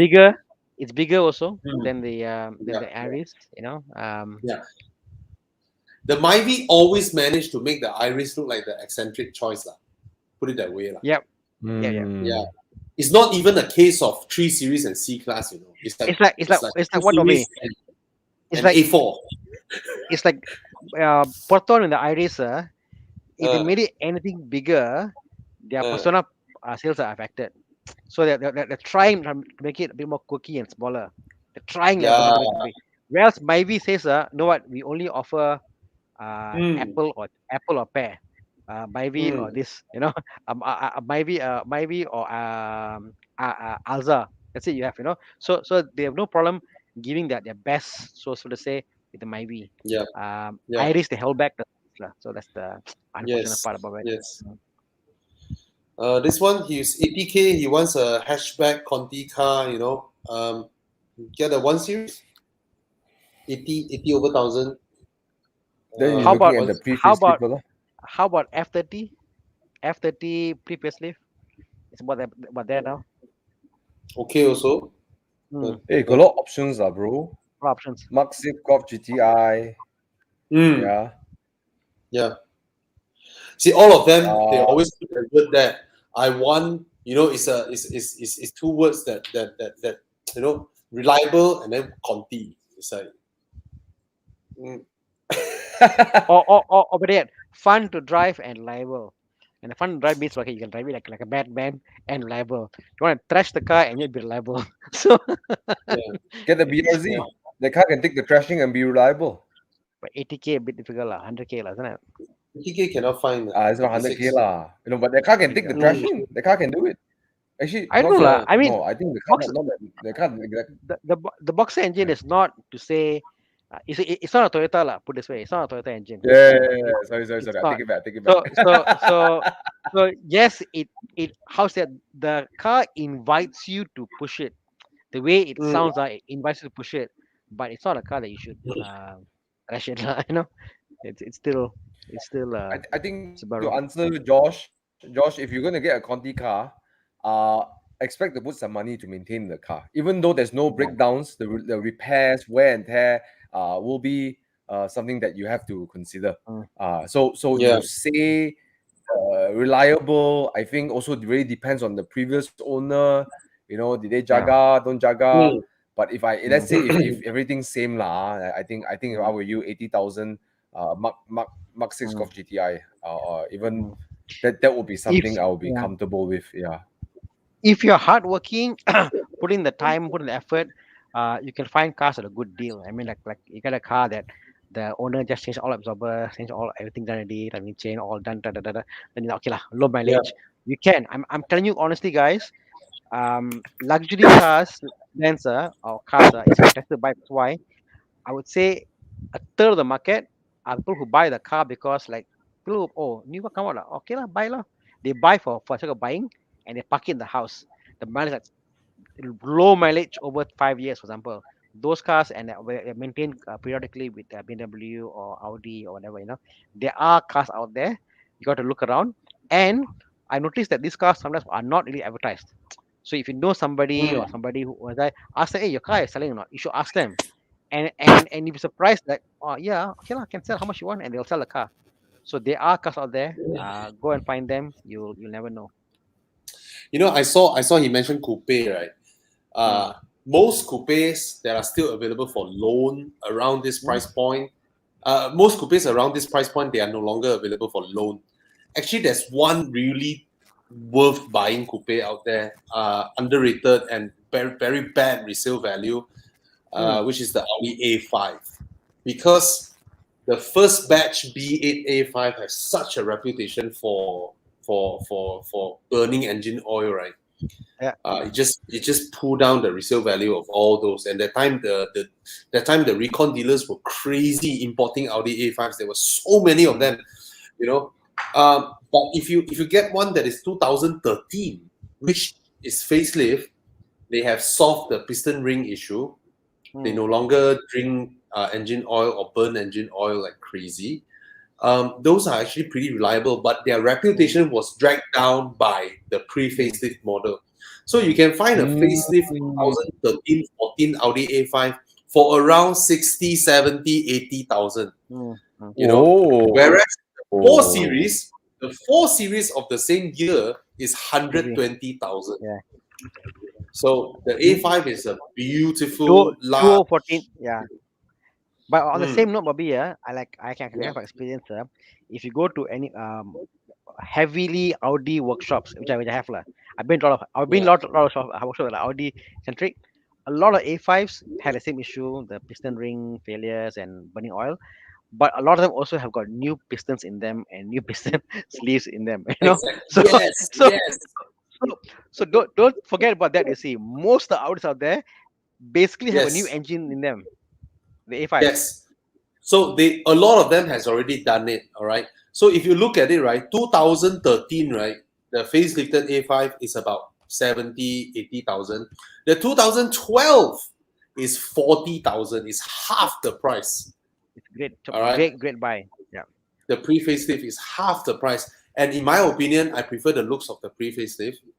Yep. It's the proper Walter de Silva design. It's prettier, Yeah. in my opinion. And if they already done the piston ring thing, right, Mm, it's a good buy. 30, 40,000 for an Audi Yeah. A5. Properly modern car. And it's beautiful. Of course, I wouldn't ask Thomas to drive it lah, because these generation, I tell you, the front end is so heavy, man, bro. You will stop the car and jump out and say, Bobby, I'm gonna take a grab home. You know, you're gonna do that, Thomas. No, bro, Can you- I have before. Yeah. I've driven these cars before, and it frustrates the hell out of me. Chiang, can you We filter took it to a on? car park, and then we did a little motocross in the car park, right? Yeah. I was so angry by the end of it. I was just so angry. I said my Honda City can do better than that. Get the 2.0, get the Quattro. Yeah, stick with that. You're fine. Thomas, definitely on a gymkhana, a tight gymkhana, those parking lot gymkhana, I can tell you a Honda Jazz would beat it. The Honda Jazz would beat it. I tell you, the Honda But Jazz you, is you, so you know, lovely. that was my first introduction to an Audi. That was the first Oh, shit, introduction man. to Audi. That's the wrong was place like, to introduce what an the Audi heck to is you. this? Like understeer, understeer. You see Tana's face. Tana is like, oi, you know. Bobby, not I mean, Thomas. Not all cars is about going around tight corners. Gymkhana. Yeah. You know, No, you're right. I agree, Tana. so I it's like just so happen to be the driver that needs it's that like- kind of agility. it's like the guys who are not commenting here, all of you, the few people online now. How many of you are going to go Monday, Wednesday, Friday, Sunday to Genting to Gay Roads? Not all are Thomas lah, correct? You're most likely coming back from town, coming back comfortable, big sweeping corners of the highway. yeah. You know, so for those drives, honestly, I tell you, I prefer an Audi opposed to maybe a BMW. Because BMW, I think is nice for like when it's a bit windy, it's fantastic. But for long Yes. roads, long highway drives, any day, bro, give me an Audi, I'm happy. Even it's a front wheel drive, Me I'm too. happy with the Audi. Audi Me too. beats BMW. You know, I drove to Sampan. I drove to Martin and Sampan yesterday. That's the punch back. Here's the punch I back. drove to Sampan. I went to Sampan and Martin and Sampan yesterday in BM, and then I was like, I felt like almost I was edging my seat. You know, it was fun, exciting, but it wasn't relaxing. You know, because you know what, Yeah. Audi does that to you. Audi is very relaxing, lounge, sit down, chill out. But it's not relaxing when you're going through the B roads and you don't get a good sense of your front wheel. It's like, Why hey, the hell I are you hope- speeding in a B road? Why? Why, Thomas? Why? Not every corner is telling you, kill me, attack me. That isn't the point. No, it's just not that intuitive. Okay, never mind. Let's put this. Let's just say this. Thomas Okay? is the If you kind are- of guy. He turned out from KLCC parking. He want to take Apex. That's Thomas. Yes. No lah. Ayo. Okay, never mind. Okay, let's put this aside. Okay. It's a good money. 2014 Audi A5. All right. Just that I'm not a big fan of it. Okay. All right. I'm just Yeah. not a big fan. Everyone got preference, right? Some people like orange. Some people like banana. Some people don't eat pineapples. Okay. So let's just put it like that. Okay. I tell you, Tana, Thomas Yeah. is so bad, right? He was riding in my passenger seat, right? So I was turning out of a building, you know. And as I turned out, right, Thomas is like, see, understeer, see the front end pushing already. Your car don't want to turn. Understeer. It's like the you know the Yeah, but Okay, I get you. Thomas, I totally get you. I mean, that's why I don't bring my Tana, Audis. I agree with you. I weekend agree with you ride. about Audi, man. I rented a Audi S4. We drove all the way to the B9, the latest one, the B9. I drove it all the way from London to Manchester. The highway is just like, okay lah, this is highway, we're done. You know, like okay, we're done. You know, easy. Highway Yeah, miles exactly. is easy. Correct. Then I, when I And- went and- to the then I went through the back roads, you know, to visit some countryside. Then I see a 5 Series touring, 530D, you know. And then he feels so comfortable taking corners. We're not going at illegal limits, as it was 60 lah. But UK B roads are super small, right? And I'm struggling to keep my car like behind him. You know, it's like you know what? I give up. I just gonna drive slowly. You know, like yeah. I agree with you. I But- totally agree with you. But that's where I'm Yeah. saying is I appreciate different cars for different reason. Like if you ask me, Mm. even a conceal, I love a conceal for what it does, for what for the right occasion, or maybe a Myvi or even a Kia Tucson, whatever. Different cars for different occasion, like I don't hate Audi. I like all brands, At the end of the day, Tana, I'll say this. Like You hate Audi, bro. What That's the Francis thing. say? What is he doing? What Francis say? All right. End Yeah. of the day, there is no say one car superior to the other. I believe an Audi can go really fast around the bends too. Is that are you used to that kind of sensation? I'm not. I'm more used to the car not fighting me so much, right? Yeah, because yeah. you keep trying to buy the same M2 bag. You see, Hey, I bought something different. Okay, but what I'm trying to say you is bought. I it's agree whatever with you're what used to. Thomas Yeah. said. I agree with that because Yeah. I always tell people the difference between BMWs and Audis. BMWs don't resist when you want to turn. Audis, it's a bit like straight is better, you know. And then when you want to Yeah. turn, right, it use all the technology, all that stuff to cling on to the trajectory instead of flowing. BMWs they flow, Porsches they flow, Renaults they flow, Audis cling on it. Okay. Great. Even Volkswagens are tuned to drive better. I would say Volkswagens are the better Audis, you know. You think about it, right? Because they do the straight road driving well, they do the daily really, really well, and then Volkswagens can do the mountain road driving, whereas Audis are purposely made to be like super bulletproof, straight, comfortable driving. Oh yeah. Look at that. Oh yo. That's a good Why does picture. that come out again? The color shines on this one. Yeah. What's this, Jiang? Huh?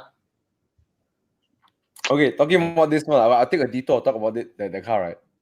Okay. That car drives like a madman. You have to drive. You have to drive thinking you're a madman. Okay, because the front has a front LSD, right? Super. The French makes amazing hatchbacks. The LSD grip, it just you feel like the front is like ripping you, you know, like ripping you to one side, you know. Then the rear, right, has a rear wheel steer, you know. So the sensation you feel like my car is rotating damn fast. You're like, hey, oversteer. But no oversteer. The car is just rotating very quickly, you know. Yeah. Oh man, it's such a lovely car. Yeah, it's crazy. It's crazy. You're gonna cannot drive with argue that with that. mentality. Cannot Yeah. argue with the Megane. Yeah. It's a front-wheel drive car that behaves like a rear-wheel drive. It's a When bit you're mental. Yeah, that's Mm. probably mine because my tires It burst. was on a tow truck. It was on a tow truck. It's a French after all, you know. yeah. Okay. No Okay, one. this No, okay, go ahead. Sorry. Then you Let's say move that. away. No, let's finish it. I said no one that I know has bought a French car on the first day had to go back to the 4S center. Only Thomas.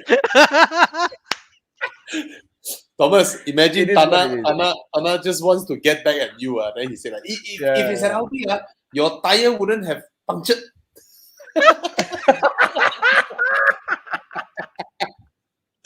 Just want to get back at you. I think. Okay, guys. I think His tire punctured. That's why he's on the tow truck. Yeah. Huh? Yeah. Yeah. Puncture, okay lah. Acceptable Yeah. lah. Tires. And the white smoke also Okay. also acceptable lah. That one. okay. Harrier Turbo and Lexus. Okay.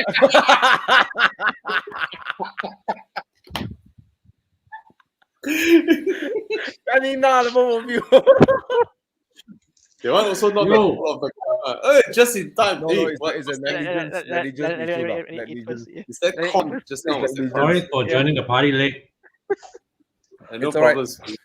We're I have just to having a laugh. recuperate from Tana, okay, washing I give you cars update. today. I give you update. Tana is very upset that that Thomas doesn't like Audi's I'm not drivetrain upset. or I'm not upset. driving style, and then Tana has to pull how unreliable my Renault is for 2 days. Having issue. No. How unreliable can a Renault be? I don't blame Renault. It was just you on the wheel.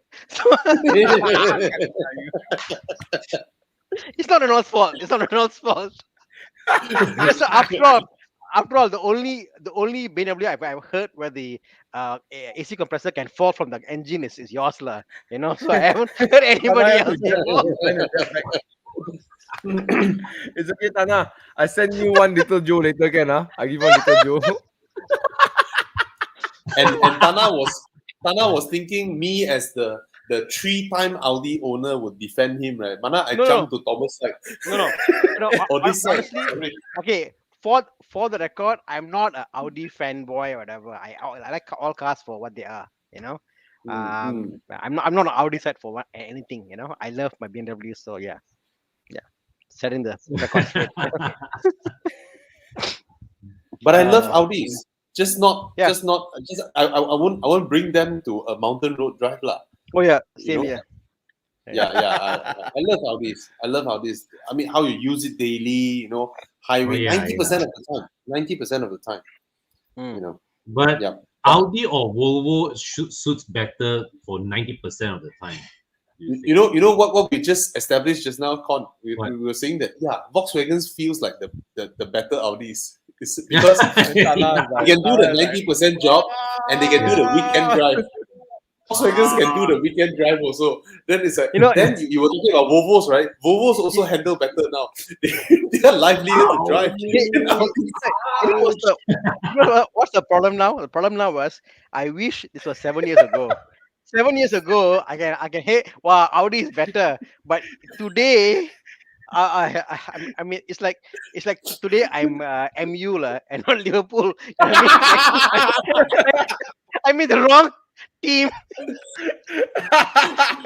Anna, can you imagine, right? Anna, can you imagine the Volvo talking to the Audi? Bro, what are you doing? The corner is there. What are you here? Volvo telling Audi, bro, the corner is there, bro. What are you doing? Point here. Change. Don't worry. Anna, come, change. In the bar. Come. Let's go. Let's change. Thomas, why your hand movement was like that one? I say, come. No, just change. Oh, I was wondering what you insinuating. Audi, no, Audi good. Okay, but Tana can try something different. I'm proud of you, Tana. You got a BMW, so yeah. Hey, received car already. Wife got driving around for like 1 week now. Wife's car. W205 or F30. Okay, what year? What year was F30 more comfortable lah? Yeah, F30, but the W205 facelift is more comfortable than the pre-facelift lah. That one is for sure. So yeah, but the F30 facelift has magic carpet suspension also. True. Very nice suspension. Right, Tana, what you are enjoying now, right? You bought the F30. I'm blown away. Hey, which F30 you bought? 330E especially. 330E non-M Sport, and I prefer the non-M Sport than the M Sport version. I may sound weird. I'm totally in love. Correct level of appliancy. It's comfortable. It rides very well. Beautiful. Oh, Irfan said it's the facelift. Okay, in the facelift W205, Mercedes fixed the transmission mapping issue. In the pre-facelift, right, the transmission is stupid. It's just weird. All right. In the facelift, they fixed that issue. They also fixed the suspension issue. Instead of going through expansion joints, bang like that, it's pliant, it's taut, it's nice. They fixed all these problems, and the one thing that they didn't fix is the soundproofing. But to be fair, F30 soundproofing also not superb. Cannot compare to Audis, right, Tana? The soundproofing cannot be compared. You know, Yeah. so or it's, even it's Mercedes. okay. Even Oh yeah, Mercedes. yeah, Yeah, I think of yeah, the lot, BMW is the yeah. noisiest cabin. But I think it's more because they wanted to make it feel more sporty. They wanted you to feel the what's happening and stuff. Yeah, but I W205 is not good. You know, soundproofing is not good mm, as well. mm, W205 is mm. not good. I remember Tire I was wall with is Chris crazy, Wee. man. Yeah, I was with Chris Wee, and then we were driving the facelift W205 all the way back from Cameron Highlands back to KL. And then when we arrived in KL, right, it was a super heavy rain, and it's so loud in the cabin, right? Then I suddenly look at Chris Wee. I have this hunch. I said, "Bro, let's put our palms on the roof." The moment we put our palms on the roof of the W205, right, we can feel the raindrop, bro. Wow. You can shut my ears. I can feel the raindrop on the roof. So it's yeah, that explains lah. Huh? Yeah, yeah. But it's an okay buy if it is a facelift. I mean, by all means, go ahead because Yeah, most people yeah. prefer the looks of the W205. It's a very good looking car. All right. The cabin also. Yeah, it's a pretty cabin, but it's not as well fitted together as the BMW and cannot be compared to Audi's in terms of cabin fit and fit. Yeah, Audi cabins, my favorite. Super clean, sterile, calming. Yeah. Not today lah. Not in 2001 lah. I must say like so yeah. So Okay, talking okay. about suspension, non-M Sport and non-AMG suspension is better. Oh, yeah. Yeah, I think so. I mean, I was so determined by the M Sport, but no, the non-M Sport actually is rides way better, comfortable for daily use. But yours Daily is M use, Sport, right, Anna? No, not M Sport. All right. Oh. But in the facelift F30, right, even the M Sport is comfortable. Even the M Sport is comfortable. More so the 330E for some reason. Yeah. Yeah, I The- suspect because of the patch there. It's the weight of the battery over the back, it settles it, I think. Very nice. And I just realized that the T30E has head-up display, while the G20, Yeah. G30 no head-up display. So Huh? so yeah. Yeah. Had head-up display even in the sports spec, in the non-M sports. Non-M Sport had head-up display, whereas the new G20, G30 no head-up display. So there you go. Okay, this Sorry. one. Sorry, a quick one. This one just a quick one. I would prefer the CX5 in terms of gearbox mapping and soundproofing. All right. Yeah. Given that the 2 liter is an NA, when you press it, it also screams like the 3008. But the cabin is actually quieter. All right, plusher as well. Yeah. The 308, Bobby, yeah, I find that the front window pane is kind of it's more sharper, and there's more window little space. So that also contributes to the sound lah. I think it's also a lot because there's more glass. In fact, it's good Visibility for Europe. is amazing. Yeah, Amazing. It's good for visibility is Europe. amazing. I think if you like the sun and coming to you, and visibility is fantastic. But the 6.5 feels like a cocoon, leather. You're trapped. It's quiet. It's just more comfortable. To drive. Oh, this is interesting. Just now you want to highlight this, right? Yeah. 316 so. But BMW that engine is so weak, That engine is doesn't matter. You are actually the A3 may actually be a better choice in this. It would run Yeah, rings this- around this car, Yeah, I for this, maybe the Audi is better. I think Yeah. Because I'm Thomas, going more Thomas, for this Audi doesn't understeer. This one is a Volkswagen platform. Volkswagen. This is a Golf. Yeah. This is I a chose- Volkswagen Golf with an Audi badge. I'm choosing more for the interior lah. I think not for the engine itself, but for interior, how it feels, and the 3 Series is probably a better interior compared to that. And that particular year, if I'm mistaken, had a very weird color. It was a brown color seat.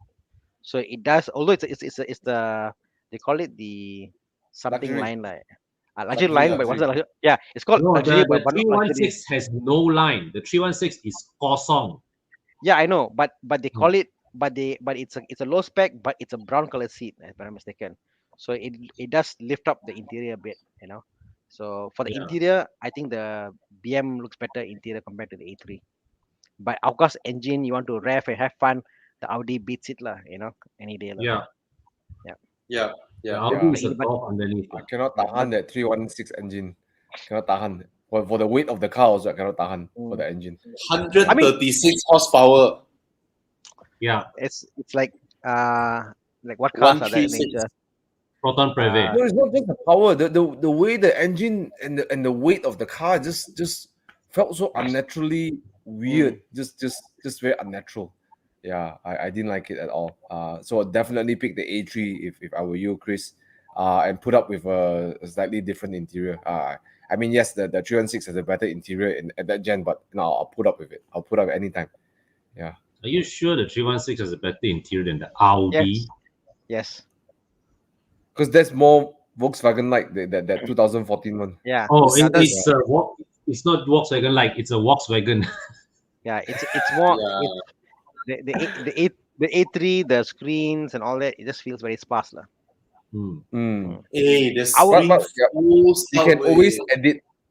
You can edit. You can do things with it. It's fine. I'll go. You know, what's amazing with the A3 is that it's an entry level Audi, and then the screen rise up from the dash.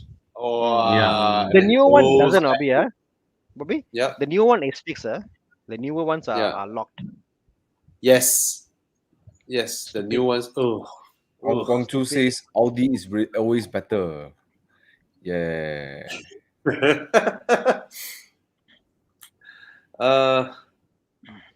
Okay. How about this one? Sorry. I'm Bichang? trying to pull Any Tanah's reliable- leg. Any reliable used BMW at 70K? A lot. F10? F10, 528i. F30. Hmm. Yeah. Hmm. Yeah, they are all around 70,000. F10, F30, and what's the one series called? F20, yeah. What is it called? F20, yeah. Yeah, F20. F20, you will get newer examples at 70K. But Very I think new. they're still the Prince engine. still advancing the pre-facelift one. Con, question for you, Con. Hmm. 1.3 Iris and 1.6. Is there a big difference? You know, the funny thing is, I've actually never driven a 1.3 Iris CVT. Oh, I've only driven the 1.6 CVT and 1.6 manual and the 1.3 manual. So if it's manual to manual, the 1.3 is okay, but CVT, always accelerate fast. Right? yeah. But he's comparing 1.3, 1.6 CVT to CVT. So, I mean, at this level, right, 300 cc's make a big difference, lah. That's what I can say. Yeah. But CVT is the savior. I mean, imagine 1.3, you match it to a 4-speed auto. It's going to be so slow. With the CVT, I mean, should be fine. I found the 1.6 CVT also like okay lah power. So I can't imagine 1.3 if it's. But okay. Tana, that is also right, because the 1.6 CVT that you drove recently was of a much improved tune. Yeah, so I can imagine if it's 1.3 with lesser power. So I think I won't have as much fun as I had in 1.6 though. Yeah. It was the level of tolerable level for me to push the car to have fun. If you're pushing the car to have fun, that engine is just nice. Anything below, I think it's not. I haven't driven yet, but I don't think it'll be enough lah. But for like town drive, slowly, it's okay lah. No? But 1.6 CVT is ngam. Con for you, is the F10 M5 LCI worth the X70K than the pre-LCI one?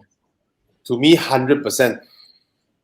To me, at least to me. It looks so much better, the eyes are so much sharper. You put the F10 M5 or 528 or whatever, right, LCI next to the non-LCI, right? You would take the LCI any day. And 70K, he managed to find an F10 M5 LCI. F10 M5 LCI is very rare, man, in the market. Most Very of them rare, are very rare. Very rare.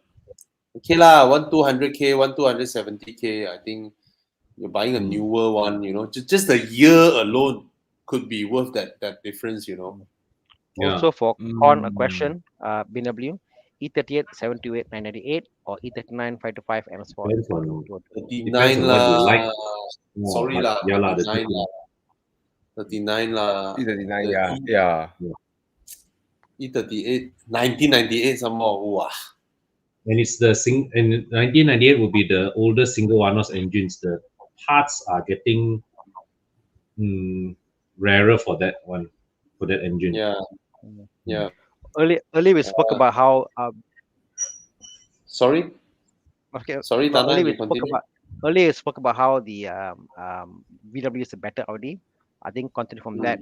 Does it mean a Golf handles better than an RD RS3? I think he meant to say a Golf R. That's a Golf R handles better than a Audi RS3. But RS3 is a golf platform. It's the same platform. So And Never yes, driven the it's RS3, livelier. don't The Golf R is livelier. hmm, The Golf R is livelier. Audi always want their car to have a little bit more of a stability, yeah. So you can read all the reviews all over the internet, even though as much as the RS3 is a very capable car, right? The Golf R always is livelier. This one for family, Cayenne lah, no challenge lah. Macan, Yeah, lor. Macan is not for family usage. Macan is Macan Macan is it's like a Golf on stilts. That's how big the car is. I feel it's like a Golf It's a on stilts. Q5. the rear leg room is lesser than XC40. the Macan. The Macan. Yeah. If for me, people always describe the size as a Golf. Think of a Golf, but it's on stilts. That's how big the interior is. And it also drives like a Golf. It's so sharp way the Macan. Damn man, the car just darts everywhere. Right? Yeah. You drive it halfway and then you think like, am I in a SUV or am I in a hatchback? And you, Tana, you know what hurts? The Macan is on the Audi platform. Yeah, I know. So I'm saying to me, it's a Audi lah, Audi Q5. It's a Yeah, it's a Q5. Q5. Q5. Actually, the Q5 drives really well. The Q5 drives Yeah. well, but then it's not Macan now. The Macan just, my God, the way it drives. And the Porsche engineering is yes. still there. And if you're buying a Macan, just buy the 2 liter. Just buy the 2 liter. It fits that car the best. 3 liter too big, too heavy for that car. Marcus Leong asked, does BMW N engine still burns engine oil? Since 2011, I think it still does. But I think it's like depends, right? I've seen a lot of people saying that. Some of them say no problem whatsoever. Some of them saying, yeah, I went through some stuff. I think it's mixed bag from what I hear. But given that the N engines came from the era where nobody beats Audi for that era in terms of burning engine oil. So comparatively, they're better, so I'm saying. Comparatively speaking, then the N engines don't burn engine oil. Do you all know that if you open up the manual for Audi, today I'm just bashing Audi up. If you open up, so sad. So sad. I'm so sad. If you open up the manual for Audi, first, they say okay, every 5,000 kilometers, for it to burn up to 500 to 1 liter, 500 ml to 1 liter is normal. So it's in the manual. So if you experience when it's all screwed up, it's like, hey, you didn't read the manual. It's your fault. Yes. You didn't read the manual. No. What is it? It's engineered. It's engineered on high stress. It's engineered to up to about 500 mil, and it's a safety mechanism, because why? The oil protects and it's burned off. So it's just a. But Tana, in the case like for example your A6 hybrid, right? The MMI will warn you, right, if the engine oil level is low. So and that's the thing. The MMI, MMI also same thing. So it has a bar, right? The high and low, right? So all the guys in the forum were like, "Hey, I got warning. Comes already. How? What? Whatever. How? What do I do now?" But they forget that is just showing 1 liter. Yes, the minimum and maximum is 1 liter. So when a bit, they panic, But the small bar there is maybe 50 ml. No, they thought they don't have engine oil anymore. no, when it's halfway disabled, or they're like, oh my god, my engine, there's no more engine oil. But So- that so- liter is just 1 liter. so the point is Audi over engineer stuff that even that small thing they'll warn you, you know. And on the defense about Audi and BMW, Bobby, I must say, Bobby, I was so Yes. pissed off with BMW. I was driving and then it came out the check control warning, the triangle. And then I was like, what the hell is that? So I What, scrolled your down, BMW? the error check control, like error trying to come out. So I call Mark, say, Mark, what the hell is Mark? Is going or check the system like. So then I got to go to the menu and find out, your fuel range is X kilometer. I'm like, just tell me in the screen itself lah, the fuel is down or can scroll to. Yeah. I mean, in Audi, if anything happens lah, whether it's your headlight is gone or a signal issue or whatever it is, it says error, and you go there, you scroll down, and yeah, I can see it while driving. I know it's if now while driving there's a error, and like I must go through the MI, I must go through the site, the iDrive and look for it, and like, oh, it's there, and it's fuel range. I can go up to another 90 kilometers. 90 kilometers, you want me? What the hell, man, BMW? So, so my point is, you know what? You know the whole Germans about Achtung, beware kind of stuff.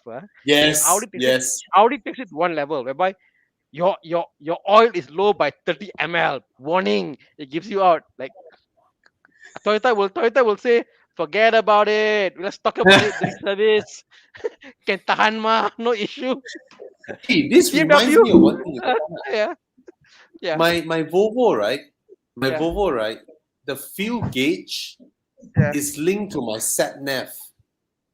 Your fuel Oh. gauge. So when my fuel is low, my car will actually show the nearby petrol stations and ask me whether I want to go there or not. Yeah, lor. Yeah. Correct. Yeah. That's what. Same Audi also. Ah, Yeah.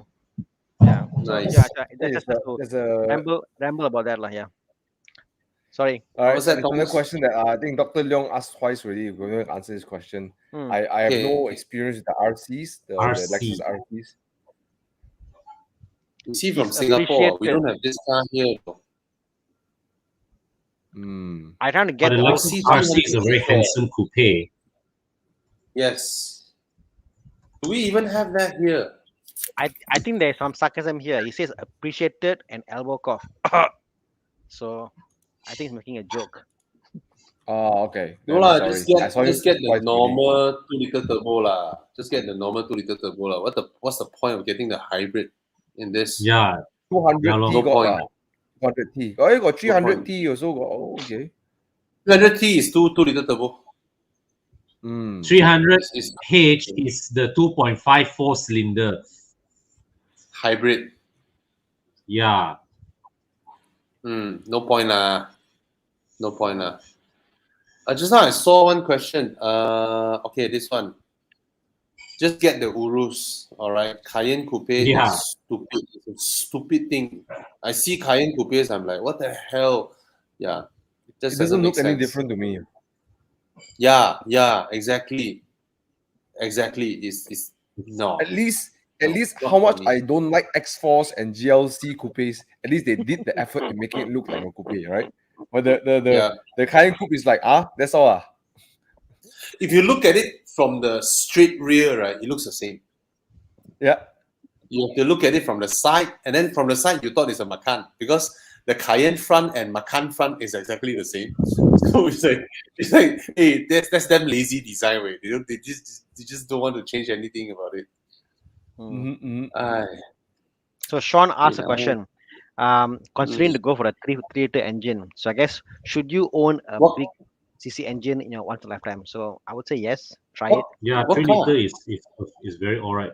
I mean, I think Yeah, any it's car lah. the best. How do I put this?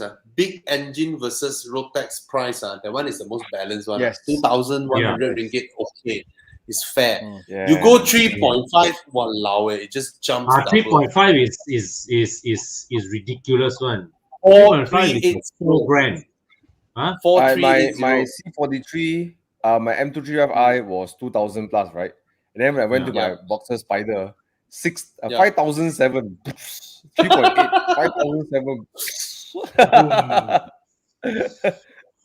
Oh shit! February is near.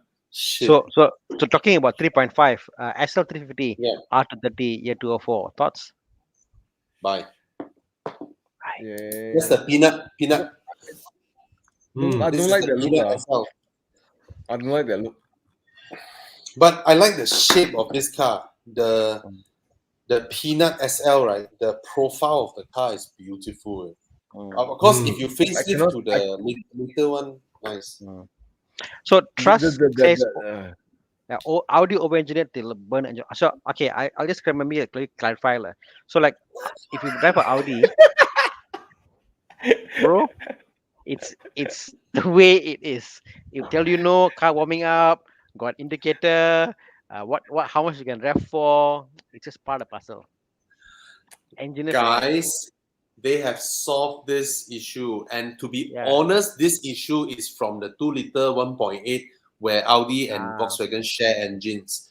During that era, the 3 liters don't burn engine oil. The 4 liters doesn't, 4.2 doesn't, 5.2 doesn't. It's just the 2-liter and 1.8, the 4-cylinder ones where they share engine. Both of them And guess- kena. Audi and Volkswagen kena. and guess what's the most best-selling engine? The 2-liter 1.8. Yeah. Yeah. Okay. This one, Camcat, used 218 Golf GTI or new Mazda 3 liftback 2.0. Sexy. Wow. Very GTI hard lah. to I like find Chinese. out. I want the choice. power lah. How I want the expensive power. do you want to be seen? Wow. No, it's not just that one. Con, it's a GTI, bro. It's a GTI, Yeah. Yeah. right? It's pretty new lah. So if you're talking about the Golf brand new car, the R line, which is the same price as the Mazda 3, then the Mazda 3 has a very good fighting case lah. But this is a GTI we're talking about, you know. As much as I love the Mazda 3, right, it doesn't have the punch and the Yeah, that's true. bang for buck. It's for a nice GTI. car to get around the city and the occasional Genting drive, but the very nice car to go around. It looks But the gorgeous, Mazda man. Oh my God. is a very handsome looking car. Yes, Yeah. but the And GTI is running not torsion bad. beams, right? Torsion Running beams. torsion beams, right? Yeah, Yes. yeah. So the GTI would be better for the family also because it has a much more spacious rear seat. It has a much more comfortable ride. It's much more comfortable than the Mazda 3. The Mazda 3 is the illogical, you know, emotional purchase. I would say, you know, there's a lot of boxes that it doesn't tick, but it looks so good. And when you are driving hard on a turn, you lift off, it oversteers a bit. That kind of fun is there, but it's not the perfect package for daily. The Golf GTI is. Yeah. This segment, you have to respect Golf GTI a lot lah. You have to respect that car. Yeah. Talking about daily and normal drives, a question about that. Almera Turbo or Honda City RS? Normal drive. Honda City RS. I like the The Almera. Honda City RS is 105,000 ringgit. Pricing. What the hell? Almera Turbo is very impressive. It's very impressive. Yes, You know, yes. yeah. But Honda City RS just gives so much. The interior packaging, all the you know It's a the hybrid blind also, spot, right? all that. Yeah, it's a still hybrid. city, but It's still a hybrid. city. Yeah. It's still a city. It's 105,000, bro. Yeah, it's a city. Can't laughing. It's still a city, no matter what the standard. For It's normal still a city. drive. It's a city. Yeah. It's what's wrong with that? It's a good car. You know. For that But price. is it 105k good, Thomas? That's the question. God. Okay, Thomas, 100k, right? I think 100k you can still buy an F30 that is still under warranty. But I'm assuming Jason Tan doesn't care about the price. He's just like, I got these two cars to buy. Which one I buy? Yeah. You know? Almera is quite different, unique. Looks good also. Like Hey, the Almera actually, right? If you get it in the red or the GTR orange, it's damn nice. fuel economy. But No, I'm sorry, gonna lah, say really funny. this price point, right? Nothing is more worth buying than the Protons. Nothing can fight the Proton. You're absolutely right. You're Proton is- absolutely right. Proton You is go half with the price today. Proton, Honestly, nothing really They're funny picking the about the wrong Almera. car. Yeah, this price point, Hey, anything from 75 to 110, if you're only buying new cars, nothing can fight Proton. Really. Hey, In I'm terms going to of say how the something car that drives. Yes. I want to say something about Nissan Almera. But before that, I want to check. Tana used to own an Almera, right?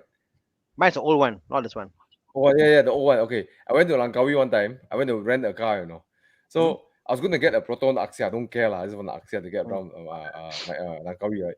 And the guy said, "Hey, kita ada Almera. Upgrade lah sikit. Dapat Jepun kereta." I said, "Okay lah. Take the Axia Almera." Because I hate the bloody Almera. Why? The handling is crap. It's crap. I can't. I don't know where the front wheel is pointing. I almost crashed the car. It's not a handling car. It's a normal daily. Understeer. Don't know what the front is doing.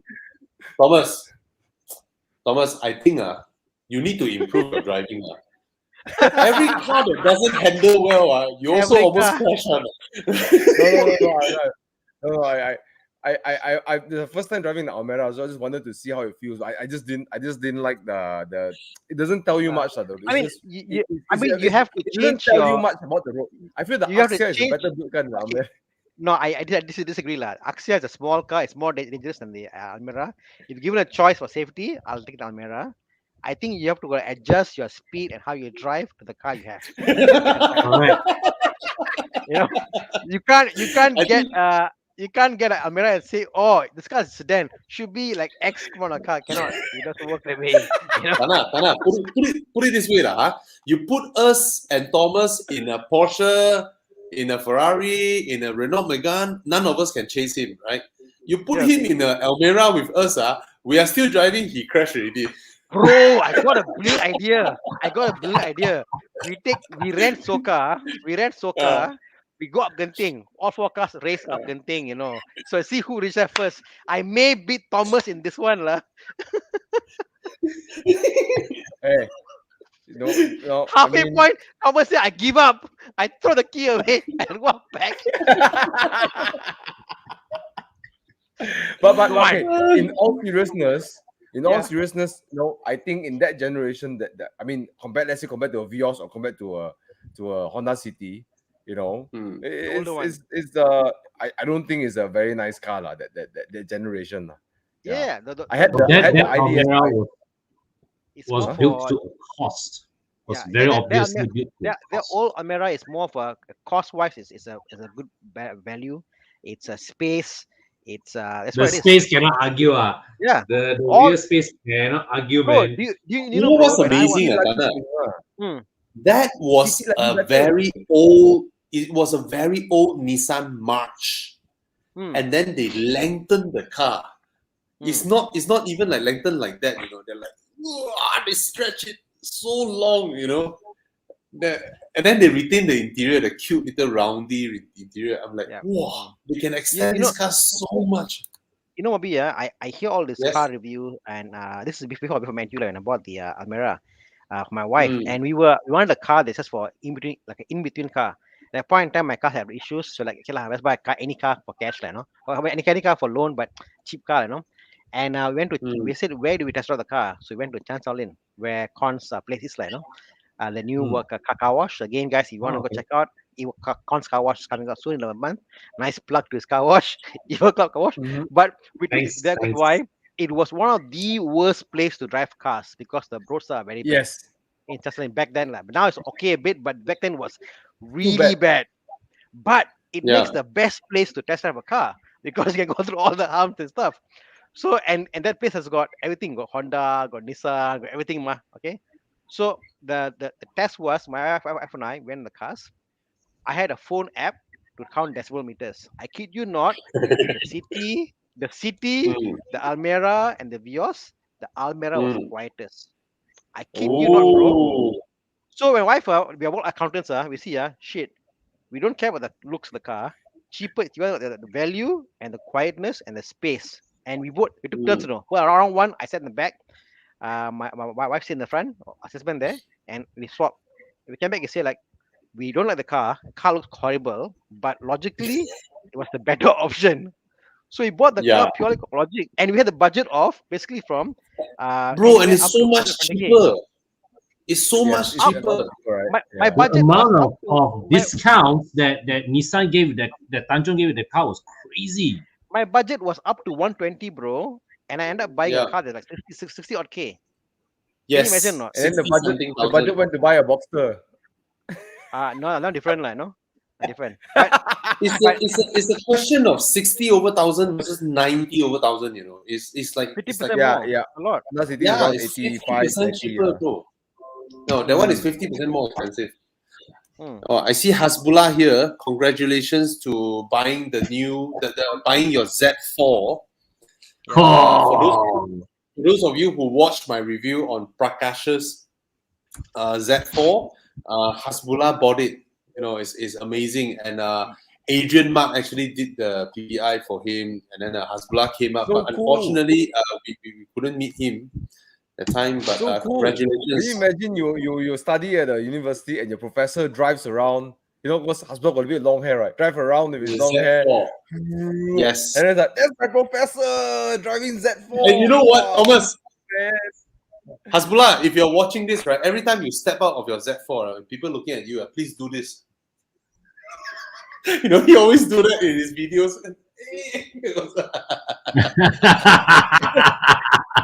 But Yes, also, that's the Hasbullah trademark. but Kita hari but I ini think, akan bawa Z4.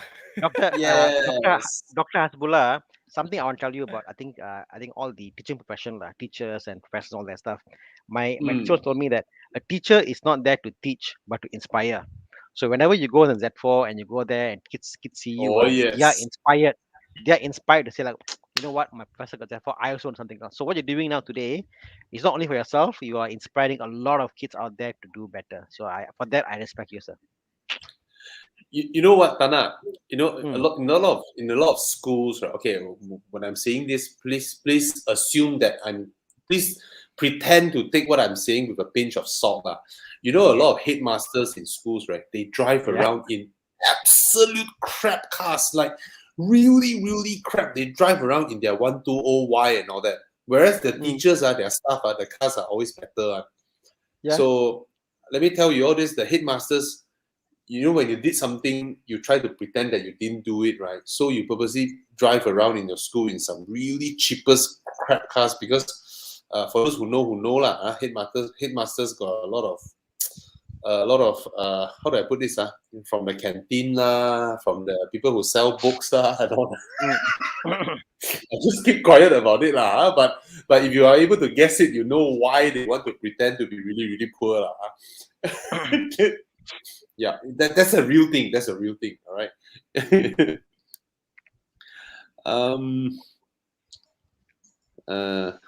Question from Dominic. B48 engine burns oil. No, it doesn't.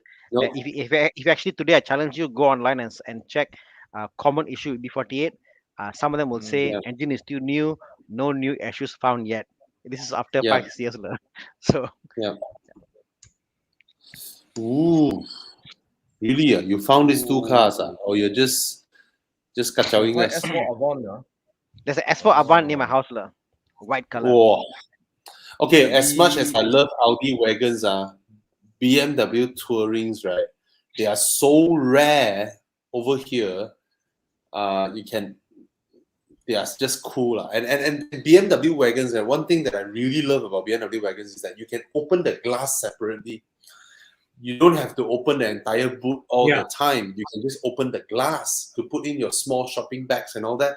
Then you close the glass. That is something that I don't know why others don't copy from BMW. They are still the only ones that does it, and they still do it. Chiang's Ford Escape can do that too. Ford Escape, okay. Yeah. So but Audis don't, Mercedes don't. So I will go for a 535i Touring, man. Yeah. Not the best looking wagon, but yes, it's so rare, right? Yeah. Oh, both are available in Singapore. Yeah, man. Singapore car market so small, but they get all the choices. Yeah. And we don't get nice wagons here. Ayo. Yeah, man. It's so nice when you go Singapore. You see the variety of cars. You know. But one thing, Yeah. you know, guys, when I was okay, I used to go back to Singapore very very often because half my family from Singapore, right? When I was young, right, when we go back to Singapore, right, we always spot the latest newest cars there. But over the past 10 years, I would say, when the COE went crazy, right, I noticed a lot more Singaporeans cling on to their older cars. Of course, the rich can afford the greatest, newest toys, lah. But I always felt that this COE thing is a scam. Lah. It's a scam, you know. The rich can buy as many cars as they like, whereas the average Singaporeans have to struggle so hard, you know, just to get one COE, to get one car. I mean, my cousin brothers and all that, they stay there, right? Sometimes I think about it, I was like, hey, these are high income individuals, you know, and they have a family, they have dogs, they have kids, you know. They will also want to enjoy the car ownership experience, you know, of you know, bringing their bicycles in their cars, their dogs and all that, and drive to the beach and then bring their bicycles out and all that, right? If you don't own a car, you can't do this. You can't be carrying Correct. your baby and then your dog and then all that, and then call a taxi and all that. So I just find it, yeah. Anyway, But you know, that's the thing I observe with a lot of Yeah. my friends and relatives who stay in Singapore, so a lot of them, they are just carless. And Yes. the moment kid arrive, bam, no choice. They end up having to buy a fork out, you know, to buy a car. The car purchase usually comes when they have a kid in the picture. Yeah. Yes, exactly. When you have a kid, right?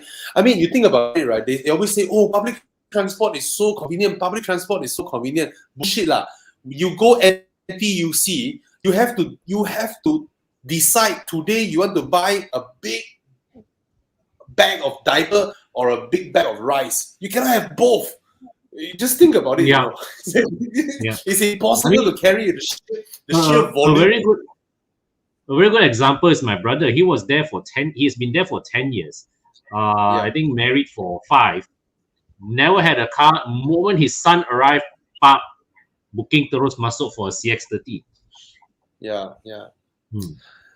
But given that there's a few Singaporeans here today, you know what, Thomas, there's one time me and Chris we went down to Singapore, right? There's one thing I really want to do in Singapore, and you know, I want to go to Singapore and then find someone hiding in the bushes filming me, and then I go to a petrol station and then I pump the most expensive fuel and then I shake my car in Singapore.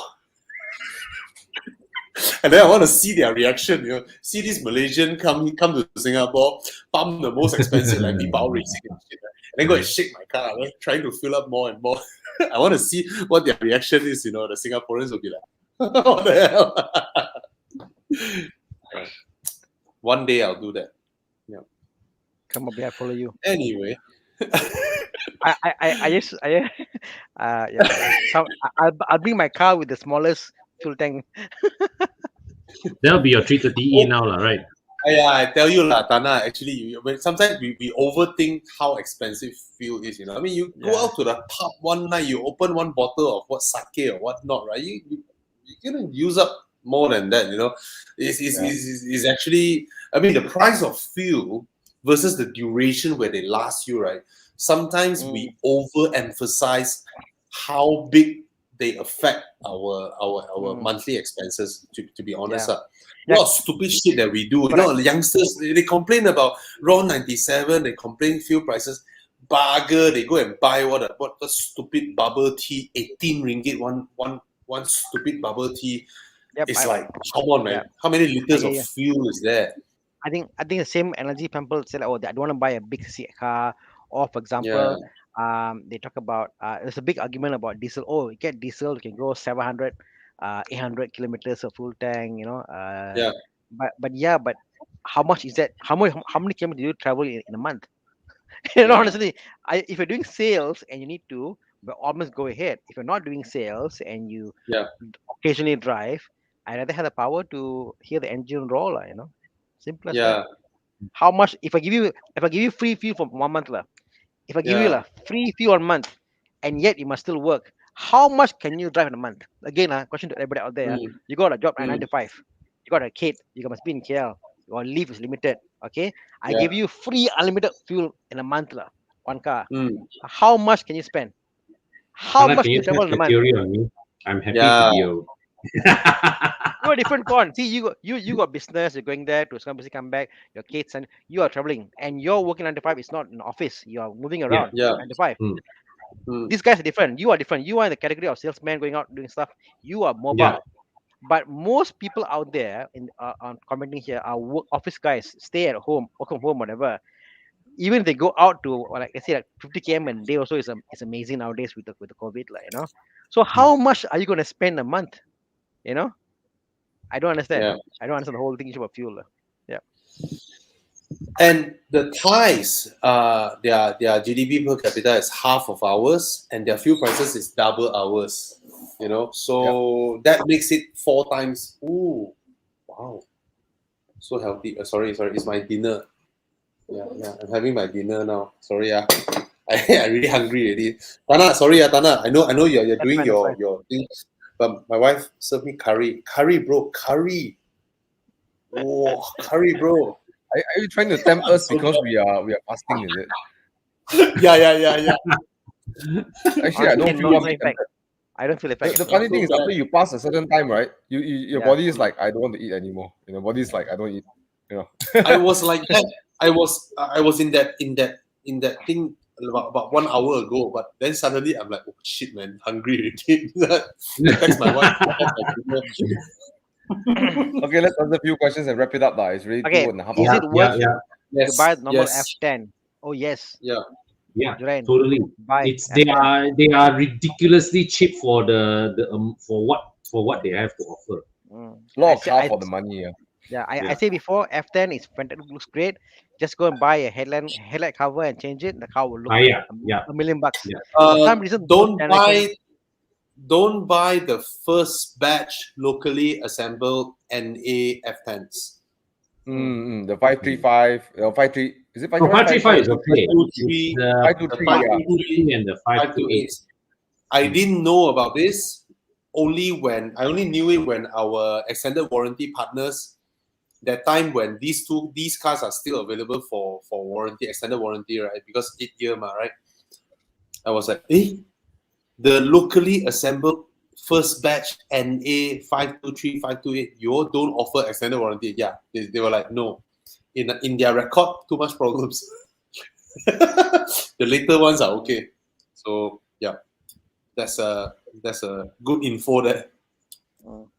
Jared Lai makes a comment about fuel. He said like, oh, the same guys who said, oh, don't buy big car, buy smaller car for fuel, but they're the one who pumped around 97, and they said it's more fuel efficient. Actually, most modern cars can 95. It's totally fine. Yeah. You know? But And but you know, right, for my cars, right, when I switch between 95 and 97, I do feel a difference. oh yes, there is difference. No, to answer Jerry, right? When you talk about efficiency, fuel consumption, if you measure by usage per liter, maybe it is. But when you hedge back to value and monetary, right, it's a different argument already, ma. Right? And it's and that changes, right? So you cannot say, you can never use the money saving Yep. to talk about efficiency, provided you want to say save me how much. If you save me how much, definitely you pump the cheapest fuel. That this argument is the same as some people, they think like, oh, I want to do Grab, I want to save fuel, I go and buy a Hyundai Ioniq. It's like, bro, you buy an Axia, last week, you see that. Yeah. 50,000 outright, or was it Poor guy. 60,000? And that 60,000 can contribute so much petrol, you know. So you have to be clear with this Like, thought. Yeah. You don't buy a hybrid to do Grab because you want to save fuel. Where in retrospect, you could have just bought an Axia to do it. Yeah. I hope we answered that. There's a guy here. This guy asked twice already, so let me answer. How to answer this question? We have Manual one is- for sale. We have one for sale. Yikan, where are Huh? you? Hey, seriously, yeah? No, it's not selling. What? Not selling. Is he seriously selling it? No lah. Well, he We're of asking course him he, okay. Wait, You see, He's- this guy budget 150K loan, you know, bro. Of course, Yikan's gonna sell it if this guy offer Yikan no, but he's 150K. upgrading from No, a he's 208 currently GTI. driving a 2.8 GTI. Oh, sorry. I Uh, read it wrongly. Okay, maybe this is Too Yikan in excited, disguise. really, You don't know. bro. Yeah. 150,000 loan, manual can but not must. Okay. Bro, there's a Golf GTI manual somewhere outside there, 150 to 160,000. Yeah. Serious? Oh, How good. Yeah. Mark How- 7. how- I think 150, 160. How about the Megane RS? Megane RS cannot. They want 200,000 but sold already. It's Cannot only get. 6 manuals. Sold already. Cannot get. Loan. But judging Loan by for this sale. guy who drives a 2.8 GTI, he wants something dirty, fast. He might find the Golf a bit quite grown up lah. Try the Megane Mark 4 if you can get it lah, or Mark 3. The Mark 4's hard to find nowadays lah. They're so Okay, rare. RTS, I found you a car. Since you are taking a loan, right? Your down payment will be 15,000. I offer you down payment. I offer you down payment 17,000, 2,000 ringgit more. The car is 170,000. Subaru WRX STI manual. Yes. Proper upgrade. Wah, Available for ini loan. strong oh. Yes. Four-door. Yeah, 4-door, Yes. you can get a loan. And this car is huge. This car is F30 size. It's very practical for family. And you know what? Alright. You get a new driving experience. Yeah. Yeah, it's a proper car. Go for this one. 170,000 manual, loads of power. Yeah. Hey, and you know what? You can take your father, mother, go makan, no problem. Put them in the front Yeah, seat, man. back seat, and you just take them makan. Yeah. Just like any other And then car. we'll, Felix, and then we'll his introduce family you up to to Felix. yeah. Took the Felix kids and up to Nas. Genting. Yeah. Well, Yeah. he seems keen. He seems keen. Yes. Oh, what did he say? Sorry, I didn't go back. You say interesting option. Yes. I actually, you know what? I you see, if it's any other person, I think the Golf is a safer choice. But if he drives a 2.8 GTI, right, you'll find the Golf a bit lackluster. Yeah. Yeah. So you're right. This is a better choice for you. Yeah. Okay. Audi Quattro and weekly promotion. We're coming to the end of our show. I did a lot of questions here. Audi Quattro and Huge weekly difference. promotion. I don't say anymore lah. After Tana don't like I disturb his Almera, I disturb Audi. You know, Tana don't talk to me anymore later. You can't touch Okay. my MG for his unlevel. Quattro got the traditional Quattro. Okay, let's not talk about the A3, Q3, that platform. That platform is Volkswagen platform. So it's the Volkswagen 4-wheel drive system that was badged with an Audi Quattro. But if we talk about the real Audi Quattro, which is the longitudinal engine one, the mechanical Quattro from A4 onwards, then Audi's one is mechanical. Volkswagen ones is Haldex electronic. So the differences are huge. In the early days, you can hook up both cars. You put a string, you put a chain, immediately floor the throttle. The Audi will pull the Volkswagen every single time. Mechanical 4-wheel drive, they bite immediately, they lock immediately. They don't need to wait for the car to detect and then to transfer load, to lock the clutch and all that. So mechanical always react immediately. But in the fact that it's mechanical, there are some inherent flaws. There are certain situations whereby the mechanical 4-wheel drive just won't lock. And BMW has exploited this many times in their dealership demos, right? They purposely designed this rig so that an Audi will go up there and then just stay there turning the wheels, you know, couldn't get down. But Haldex systems, they can program them to react. So in modern days, I've actually asked this question to Stefan Winkelmann when I was with him, and it was a Lamborghini event, and I already knew that they would transfer him from Lamborghini to the Audi RS division, the Quattro GmbH division. Yeah. So I asked him that question. I was like, do you think mechanical Audi Quattro four-wheel drive systems have a future? He said no. Yeah, that answers, the electronic ones are the future, as we see in the E63, in the new M5. All the electronic four-wheel drive systems have advanced to a stage whereby they would just beat the mechanical ones. So moving on in the future, the mechanical four-wheel drive system may be a thing of a past. Yeah. So yeah. Sorry, I said too much. Carry time. No, it's good. It's good. Mm. And plus the weight, like mechanical difference. Yes, it's the weight. It's the weight of the. weight yeah. also, lah. Yeah. The Quattro last time was groundbreaking because last time you need one shaft to the rear and then you need another shaft from the rear to the front. What Audi did in the first generation is the shaft is hollow, so the other shaft is inside, go back to the front. So that was groundbreaking in reducing the ride height of the car. And but even modern day Quattros don't do that anymore. Sedan possible. Make it sedan possible. Even modern day mechanical Quattros don't do this shaft in the shaft thing anymore. Yeah. So, but that's different than the modern day the modern Quattros, right? Some of them got the for example, the Audi A5 Sportback has a Quattro, but it's not really a mechanical Quattro, right? That one.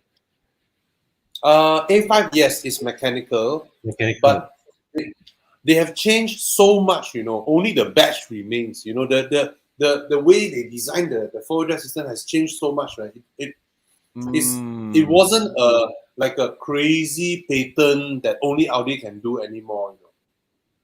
So Got it. Yeah, it's obsolete. It's obsolete technology, I would say that.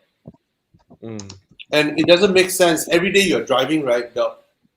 All the gears lock up, permanent four-wheel drive. Day in, day out, permanent four-wheel drive. For what?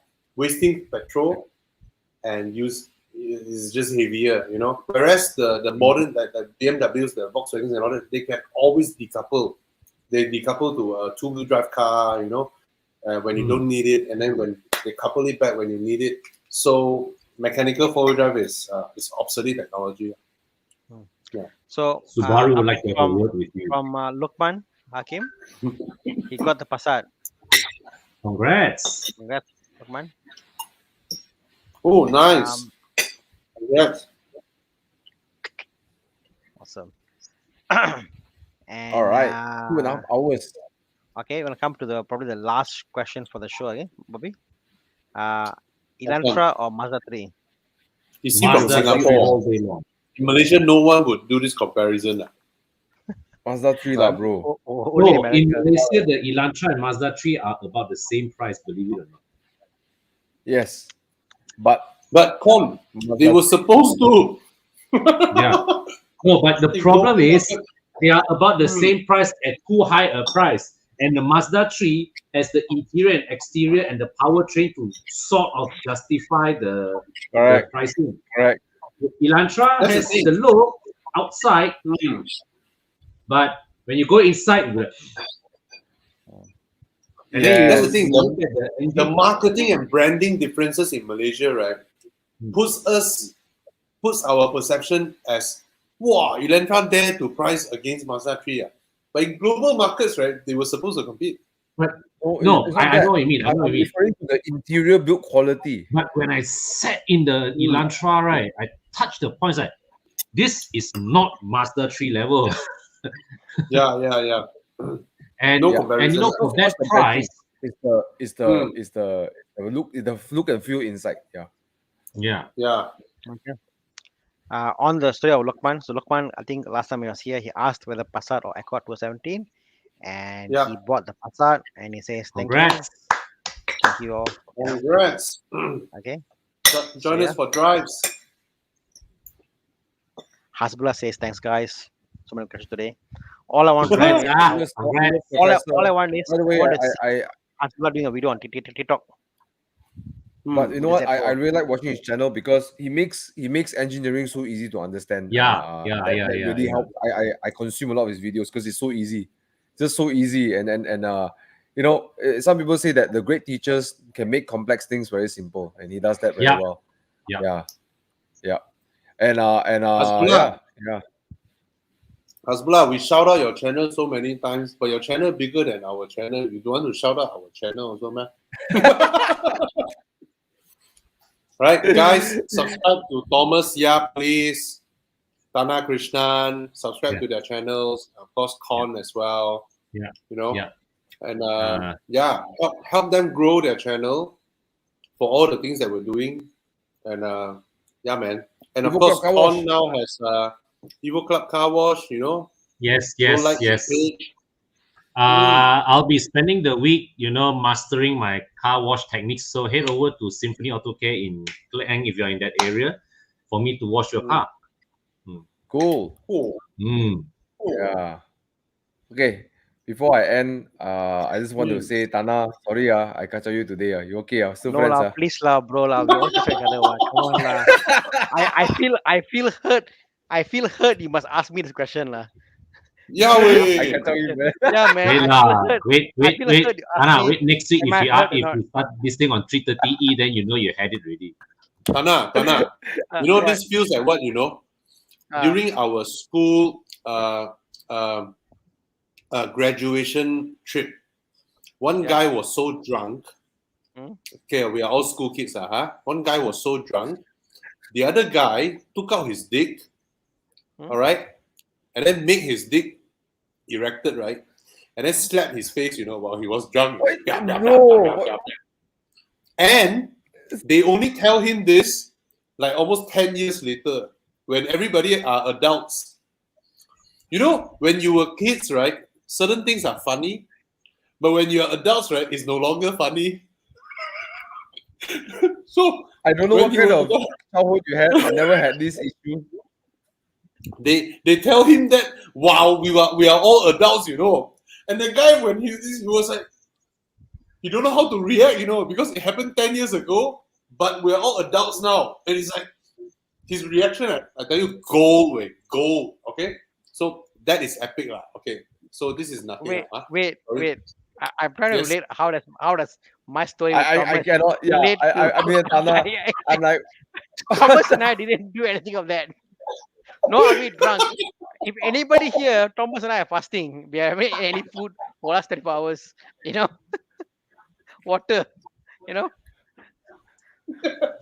lah. Like we said always, we come past the friendship when we are polite Thomas, to each other. his story of Thomas, what I was still stuck was, I was stuck with the story of, you see our kids and we're drunk. And he went again at this house. And like, wait, kids drunk, kids drunk. My head, kids drunk. I keep going back and forth the same question. Epic, man. Secondary school, Form 6, right? Okay. Okay. Enough for tonight. I think the curry make you high, lah, bro. That's some good shit in that curry, man. Oh yes. Please don't release any video. Okay. Good night, everybody. It's a car buying guide. It's a car buying guide, guys. It's a car buying guide. Ayo.